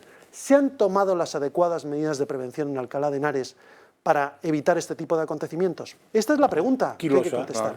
Esta es pero transparencia. El ministro del Interior, que aplaude al Open Arms, también puede ir a Alcalá de Henares y dar la cara. Es que además de esto quiero hablar del Open Arms porque tenemos con nosotros a Rubén Pulido, uno de nuestros expertos en inmigración ilegal. ¿Y quién está detrás exactamente de estas organizaciones? Sobre todo queremos hablar hoy de Óscar Camps. Muy buenos días, Rubén Pulido. Muy buenos días, Ana. ¿Nos podrías desmenuzar un poco exactamente quién está detrás al final de la Open Arms y luego el interés que hay por detrás de que esta inmigración al final continúe, de esta inmigración ilegal? Bueno, ¿quién está detrás? Hay muchas cosas detrás de Open Arms. Lo que está claro es que Open Arms lleva a cabo ciertas misiones humanitarias, como lo denominan ellos, que tienen un coste muy elevado. Para empezar, esta última incursión que ha habido en el Mediterráneo Central la hacía con el Open Arms 1, un buque similar en dimensiones y peso al Clara Campoamor de salvamento marítimo, que el gasto que hace de combustible, para ponernos un poco en situación, es de aproximadamente unos 1.000 litros a la hora. Eso hay que sumarle gastos de tripulación y otra serie de gastos, ¿no?, que conlleva fletar un barco de esta magnitud. Estamos hablando de que puede gastar tranquilamente en torno a los 10.000 euros diarios. Si nos vamos a las memorias y cuentas de la ONG, no cuadran. No cuadran los datos que arrojan económicos con un gasto de tal magnitud, ya no solo con el Open Arms 1, que es con la embarcación que ha acudido al Mediterráneo Central, sino con otras embarcaciones que también tienen activos. Entonces aquí la ONG está acudiendo a una red de financiación que desconocemos, ¿no? Porque no la hace constar en sus cuentas y ellos hablan de aportaciones privadas, pero claro, ¿hasta qué punto estás obligado, si eres una organización sin ánimo de lucro, a poner en conocimiento de la sociedad esto, ¿no? Y luego detrás de todo esto que estoy diciendo, pues está el comportamiento que tiene la propia ONG cuando acude al Mediterráneo Central, ¿no? Que prácticamente navega en áreas donde ya se ha informado en numerosas ocasiones a través de diferentes entidades públicas y otras organizaciones humanitarias como ACNUR, que son áreas frecuentadas por el crimen organizado, frecuentadas por las mafias de la inmigración ilegal. Es decir, ellos no se encuentran casualmente con una embarcación, ellos acuden a punto de concentración de actividad de estas redes criminales. De hecho, yo tengo constancia y he informado también a Fuerzas y Cuerpos de Seguridad del Estado, incluso a Frontex, sobre este asunto. Yo tengo constancia y tengo probado que cuando Open Arms acude a ciertas zonas, el índice de delictividad aumenta. Se producen anuncios a través de los canales donde interactúan estos traficantes con la inmigración ilegal. Todas esas comunicaciones aumentan, las ofertas por parte de las mafias aumentan y el número de embarcaciones que llegan a fletarse desde el área de Túnez o de Libia cuando está Open Arms merodeando por allí aumenta considerablemente y por consiguiente pues aumenta también el riesgo de que haya drama humanitario, de que haya naufragios, ahogamientos, etcétera. Todo esto es lo que he ido evidenciando cada vez que Open Arms se ha puesto rumbo al Mediterráneo Central y es totalmente constatable y yo lo he tratado de evidenciar siempre de forma que no haya opacidad ninguna en los datos que voy transmitiendo. Es una evidencia totalmente palpable. Hay informes de la Policía de Fronteras Europea, de Frontex, que así evidencian todo. Sin embargo, pues no se hace nada con este tipo de organizaciones. Luego, por ejemplo, tú has denunciado en redes sociales cómo estas motoras al final están valoradas en 20.000 euros, algunas de ellas.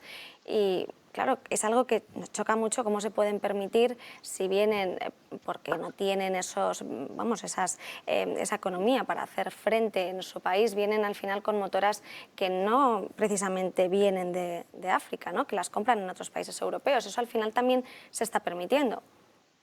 Sí, bueno, en el caso de, por ejemplo, de la inmigración que proviene de Argelia, que prácticamente el 50% de las embarcaciones que utilizan salen de España. En el caso del Mediterráneo Central, que es al que apuntaba, sí, se está viendo que se está empleando una logística que no se trata de una logística precaria. No estamos hablando de ese 2016-2017 cuando se utilizaban en el triángulo de las mafias libias embarcaciones neumáticas, balsas neumáticas, sino que estamos hablando de una embarcación mucho más sofisticada con unos motores que están prácticamente nuevos y que esas imágenes de esos motores que yo he podido captar en estas últimas semanas coinciden plenamente con los anuncios que hacen los traficantes. Es decir, es esa conexión de la que hablaba anteriormente, y tanto la propia embarcación, la elaboración de la propia embarcación como esos motores que están utilizando, pues es lo que has apuntado con anterioridad, ¿no? Estamos hablando de que cada embarcación con sus motores ahí hay más de 20.000 euros de inversión. Luego ya lo que vienen a pagar todos los embarcados, ¿no? Que la cifra se sitúa en torno a los 2.500 euros por inmigrante ilegal. A ver, yo lo he dicho en muchas ocasiones, al final yo creo que, y se lo dije un día a Josep, que lo tenéis ahí de invitado, se lo dije una vez, ¿no? Que al final la fortuna es la que viaja en patera y la miseria se queda en origen, ¿no? Porque para tener acceso a ese tipo de incursiones marítimas, tanto en las rutas que acceden al territorio nacional como esas rutas que acceden a puertos italianos, hace falta un desembolso económico, y no todo el mundo en esos países subsaharianos tiene esas oportunidades económicas de hacer ese desembolso. Es que en muchas ocasiones lo que llegan a pagar estos inmigrantes ilegales, y con esto me voy a referir, por ejemplo, a la ruta que conecta Argelia con Baleares, se ha llegado a hablar de hasta 8.000 euros, y esto lo evidencian operativos policiales, no me lo estoy inventando yo. Hay muchos españoles que no tienen 8.000 euros para viajar al alcance, ¿eh? La crisis diplomática entre España y Argelia por toda la situación del Sáhara Occidental y Marruecos, ¿esto nos puede repercutir de forma, mucho mayor que hasta ahora en esa entrada de inmigración ilegal por parte de la ruta argelina? Obviamente Argelia se ha dado cuenta de que el uso del control de flujo migratorio se puede elevar, ¿no?, a esa arma de negociación diplomática, ¿no?, a esa arma para presionar a los estados. Yo lo que tengo constancia es que en estos momentos Argelia todavía no ha hecho uso de esos flujos migratorios para tratar de presionar o para tratar de vengarse de alguna forma de las acciones que ha tenido España con relación al tema del Sáhara. Y digo esto porque Argelia reviste una complejidad mucho mayor a la que tiene Marruecos. Hablamos de un país que comparte frontera común con hasta 7 países africanos, donde los movimientos de inmigración ilegal que se producen en Argelia son bastante elevados, y si Argelia hubiese tomado la decisión de castigar a España con esa indolencia en cuanto al control de flujos migratorios, estaríamos lamentando las llegadas de miles de personas, de miles de inmigrantes cada semana. Y no es así. Yo sí que tengo constancia de que hay ciertas ocasiones en que los operativos por parte de la Guardia Costera argelina se relajan un poco, pero se relajan porque tienen el mismo problema que tenemos en España, que los efectivos no son suficientes para controlar toda esta inmigración ilegal, y es cuando se producen esas llegadas a costas de Almería, Murcia, Alicante, Baleares. Pero ya digo, si en el momento que haga Argelia uso de este tipo de artimañas para presionar a España, no va a tener ni mucho menos que ver con lo que pasó hace un año en Ceuta. Y una última pregunta antes de dejarle preguntar a los contertulios. ¿Se podría estimar o saber el patrimonio con el que cuenta la Open Arms para hacer frente a todos esos rescates?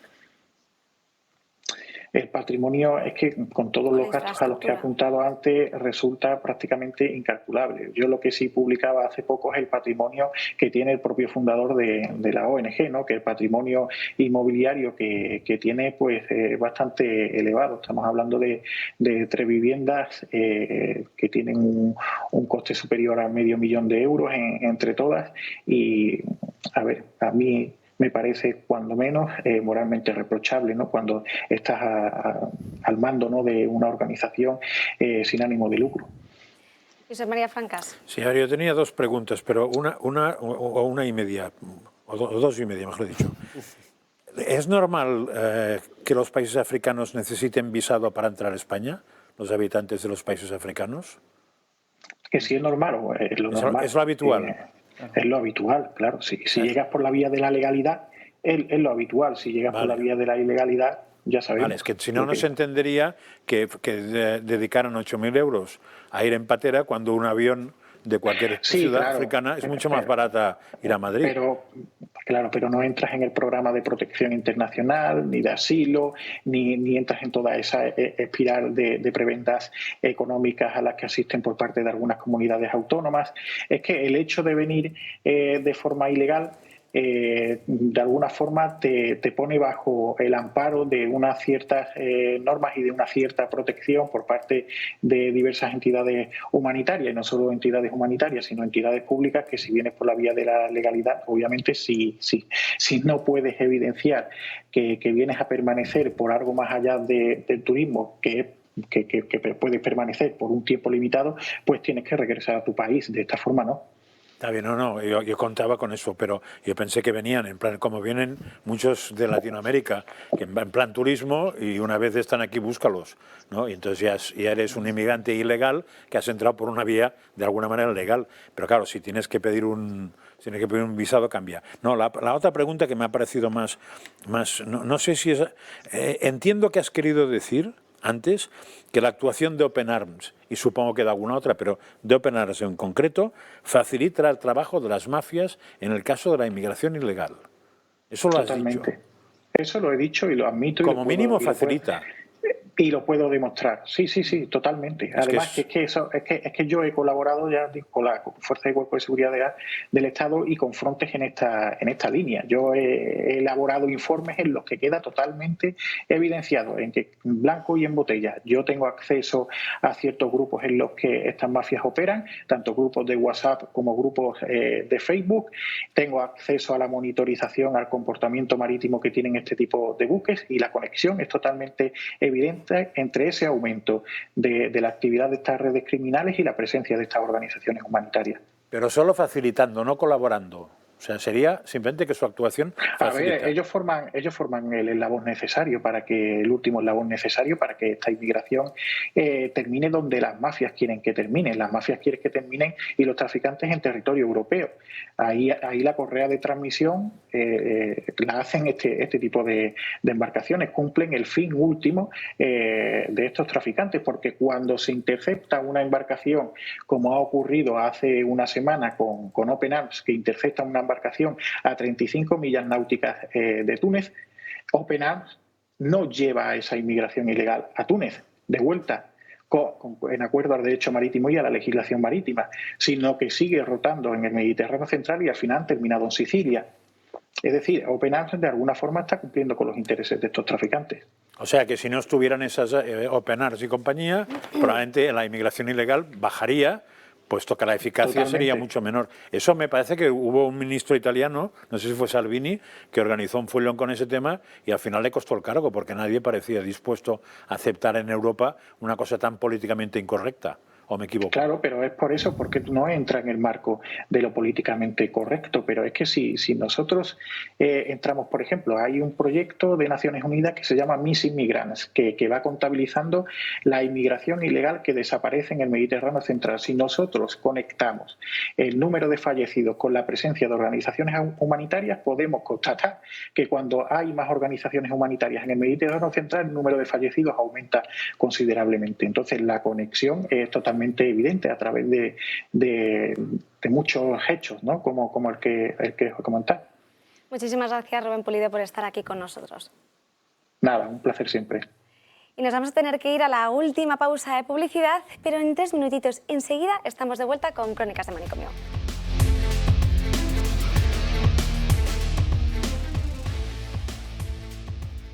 20 de la tarde y hay que hablar de un tema que es algo escandaloso, porque de las víctimas de ETA parece que el Gobierno se olvida cada vez más. Tenemos en cuenta que el Congreso Global de Víctimas del Terrorismo se va a celebrar en septiembre en la sede de Naciones Unidas de Nueva York y aquí ha llegado una gran polémica.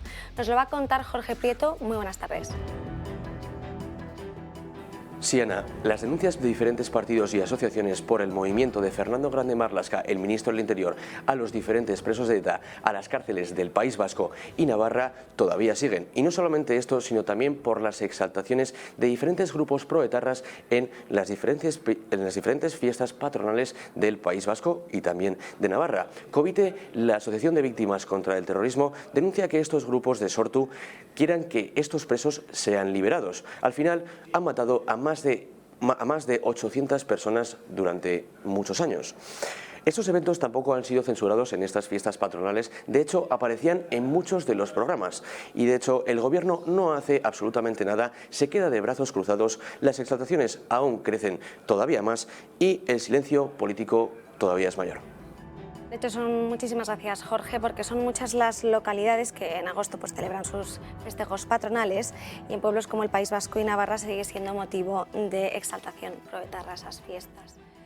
No sé qué os parece esta situación. Justo introducía este tema por lo que ha ocurrido en Nueva York. Marlaska, por lo visto, no habría mandado en esa carta a las asociaciones de víctimas del terrorismo, a las independientes o a otras, porque solo va a presentar esa sede el presidente de la Fundación de Víctimas del Terrorismo, pero no el resto de asociaciones, y eso también ha generado bastante indignación dentro del colectivo. Pero para el tema hubo un compromiso público que se payó de Ribatasuna o de Bildu, incluso del gobierno del PSOE, en que se iban a suprimir todo tipo de homenajes a presos etarras, lo cual no se creyó nadie ni ellos, porque cuando en el Congreso apareció una cosa para votar, el PSOE no votó y nosotros tampoco, con lo cual si hacen una declaración y después a la hora de votar escurren el bulto, ya se ve que te han tomado el pelo una vez más con la declaración. Lo de la mentira que yo decía al principio, que invalida todo político. Lo que es triste pensar que va a haber un evento en Naciones Unidas y que por culpa de tener a esta gente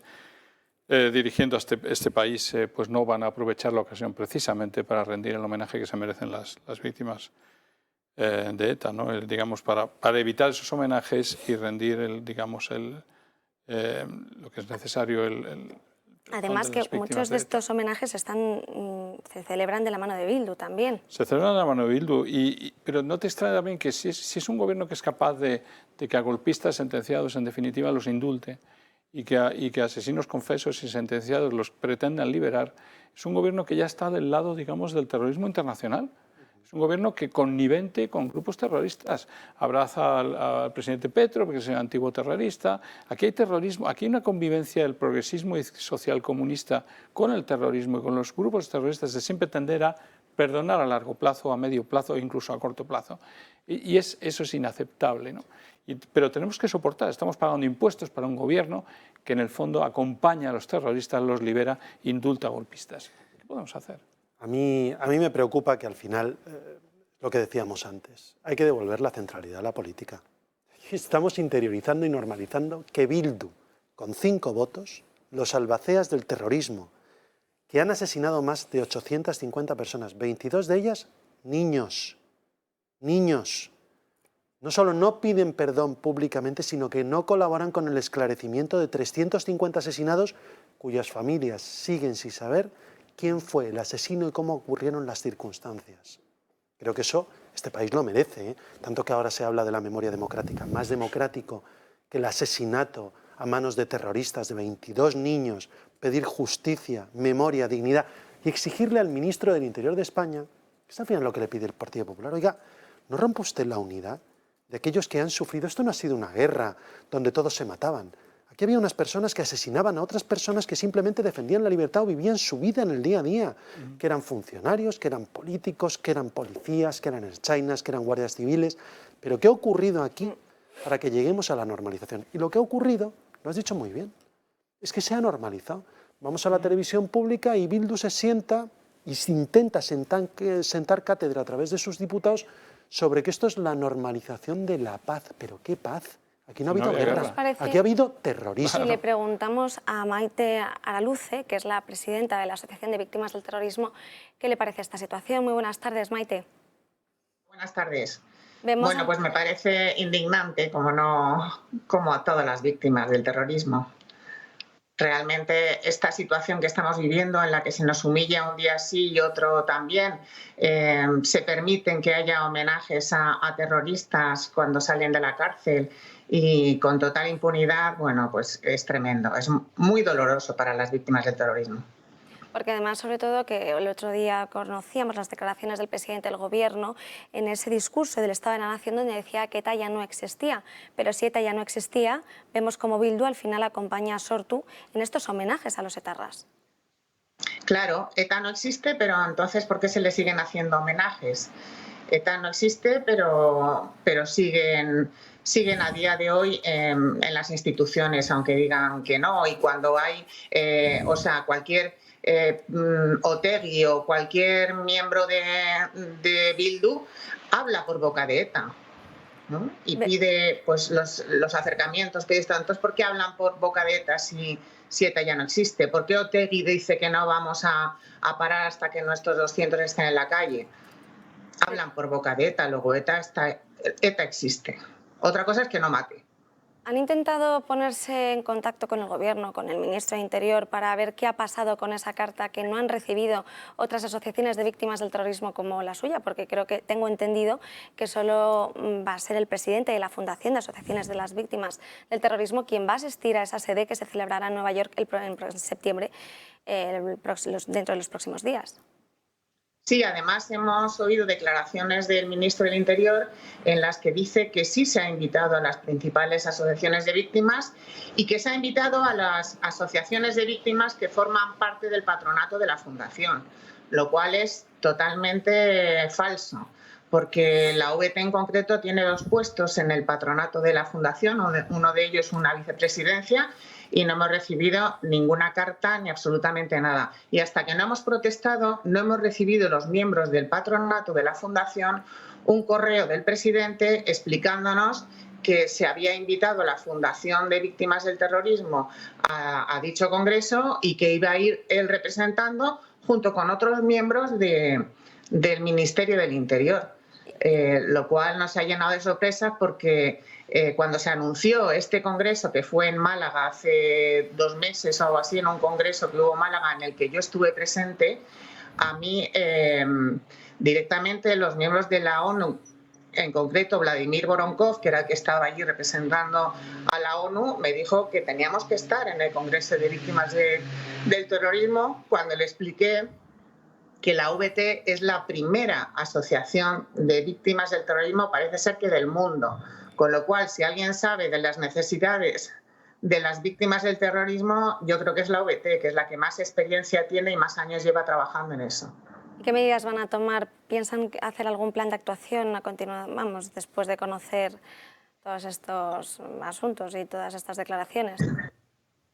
No, bueno, plan de actuación es que ya no nos da tiempo a hacer nada, porque, bueno, en el caso de que nos invitaran ya, porque les llegara a la ONU, bueno, pues el escándalo que se ha montado aquí en España, en el caso de que nos inviten ya, bueno, nosotros ya no tenemos opción a conseguir ese dinero que nos costaría el viaje.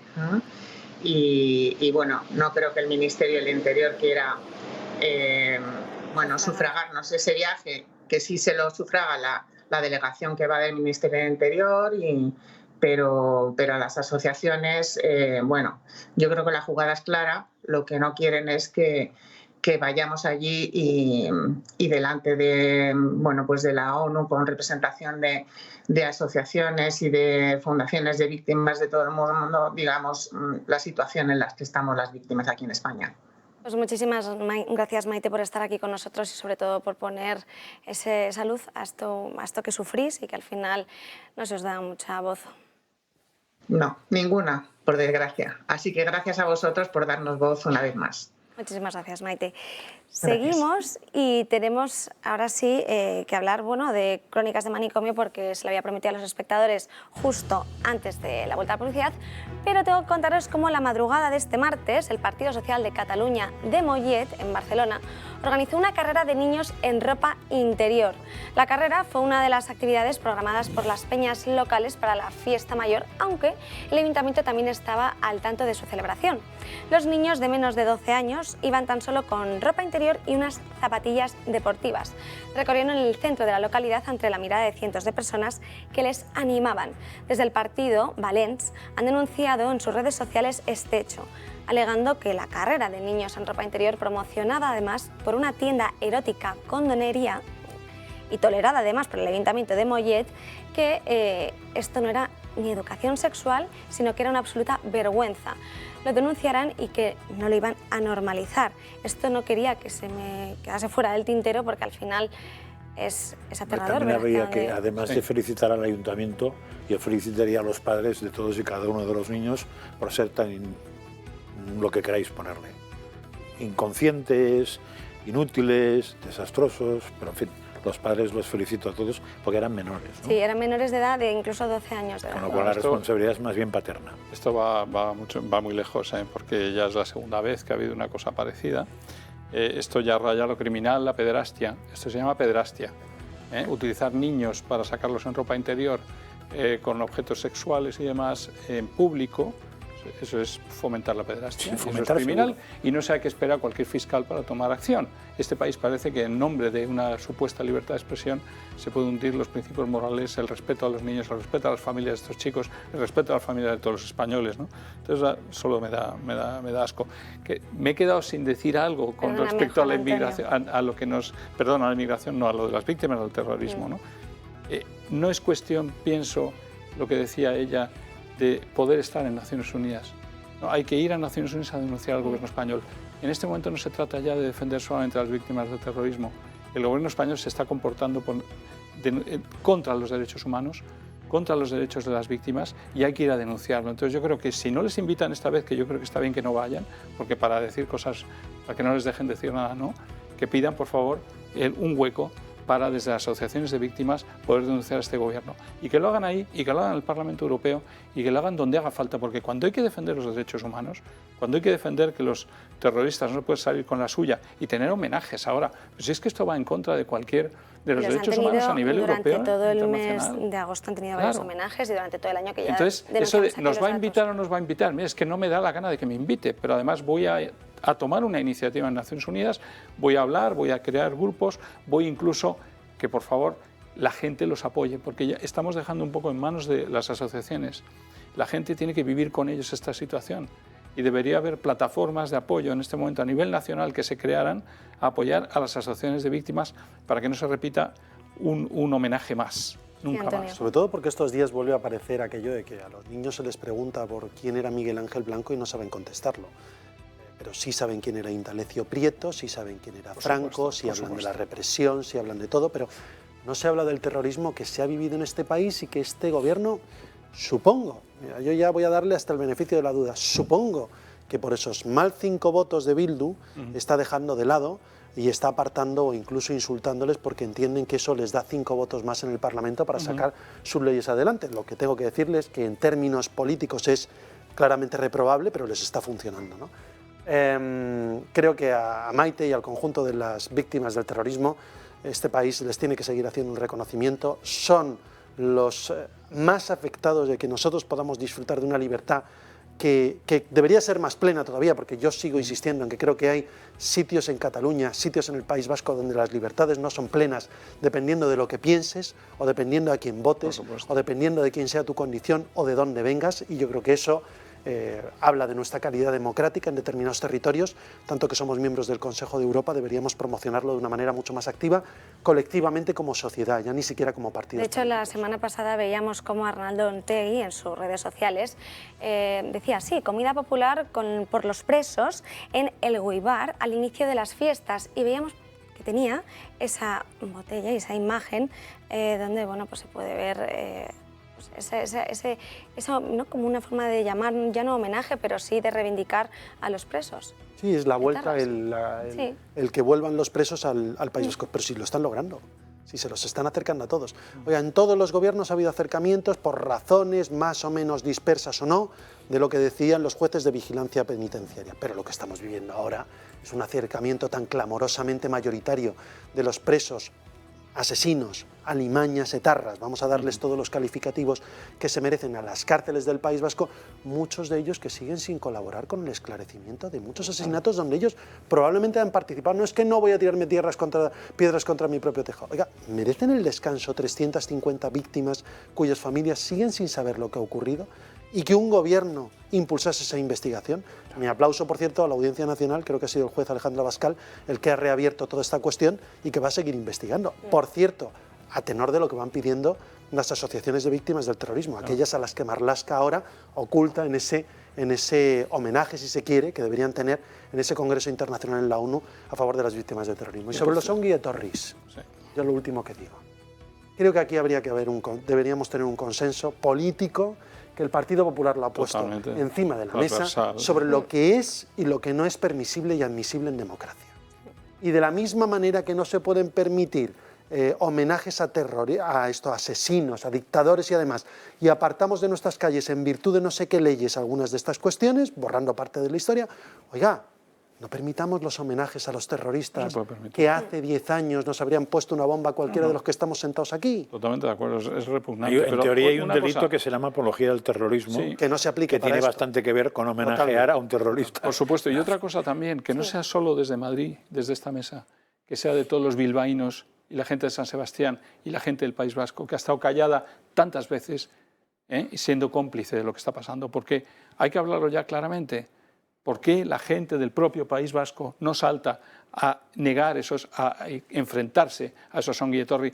¿Dónde está la gente de sentido común, ese famoso pueblo vasco maravilloso? Hicieron una vez que fue el famoso espíritu de Hermua y ya está. Y duró lo que le duró al PNV cerrarse con Pues ese es el Bildu o problema. con ETA Y ojo que para ese futuro negociar que los viene- pactos de Estela. El futuro que viene es preocupante porque la segunda fuerza política en el País Vasco ha sido Bildu en las autonómicas. Y va a ser la primera dentro de poco. Y tenemos a un Podemos dispuesto a pactar con ellos, a un Partido Socialista que, visto lo visto, se puede poner de lado, y ¿por qué no conformar un tripartito con Bildu en la Lehendakaritza en lugar de un PNV para dar ese giro total, que oiga, son independentistas, pero presuntamente más de centro-derecha, desde luego, de lo que pueden serlo los de Herri Batasuna, que ahora lo que están jugando, al final es a ser un partido ecologeta de centro-izquierda o de izquierdas, progresista, pero que está volcada con la juventud y no se sabe muy bien lo que es, porque la gente no se acuerda que son los mismos que en el año 97 asesinaron a Miguel Ángel Blanco, por poner un ejemplo.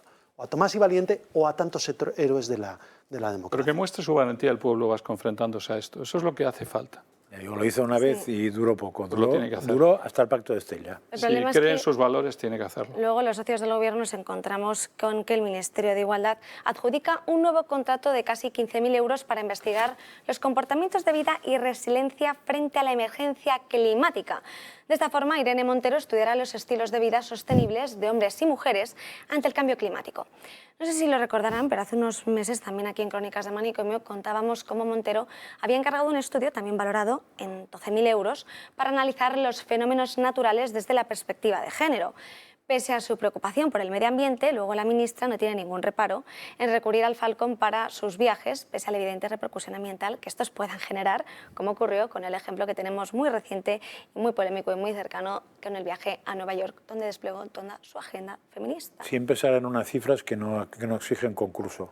Siempre, da la sino casualidad, que permiten claro, directamente a dedo encargar. Lo que pasa es que me extraña que se queden 12, porque como puede encargar, creo que es hasta 18, no entiende que no llega a 17. Son 15.000 euros masivas. Con lo cual, lo que está haciendo es claramente soslayar la ley o utilizar la ley de contratos del sector público, porque si al final tú dices, oye, un buen informe, probablemente no cueste 12 ni 15.000 euros. Pensando en que el informe tenga sentido, habría que sacar un concurso público y claro, eso te obliga a darle una mayor cuantía. ¿De qué manera haces una elección digital? No digital por transformación digital, sino a dedo. Pues lo haces con los 12.000 o los 15.000 euritos para contentar a la asociación. ¿Qué es lo realmente interesante de esta información?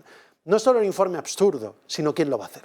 Eso es lo que habría que investigar. Lo único interesante es que no va a hacer el informe, podían cambiar el título y para antes se lo han inventado Por supuesto, y el dinero. Eso está claro. Es verdad cómo volvemos siempre a ese estudio y ese diagnóstico del cambio climático como si fuera lo único que preocupa a los españoles.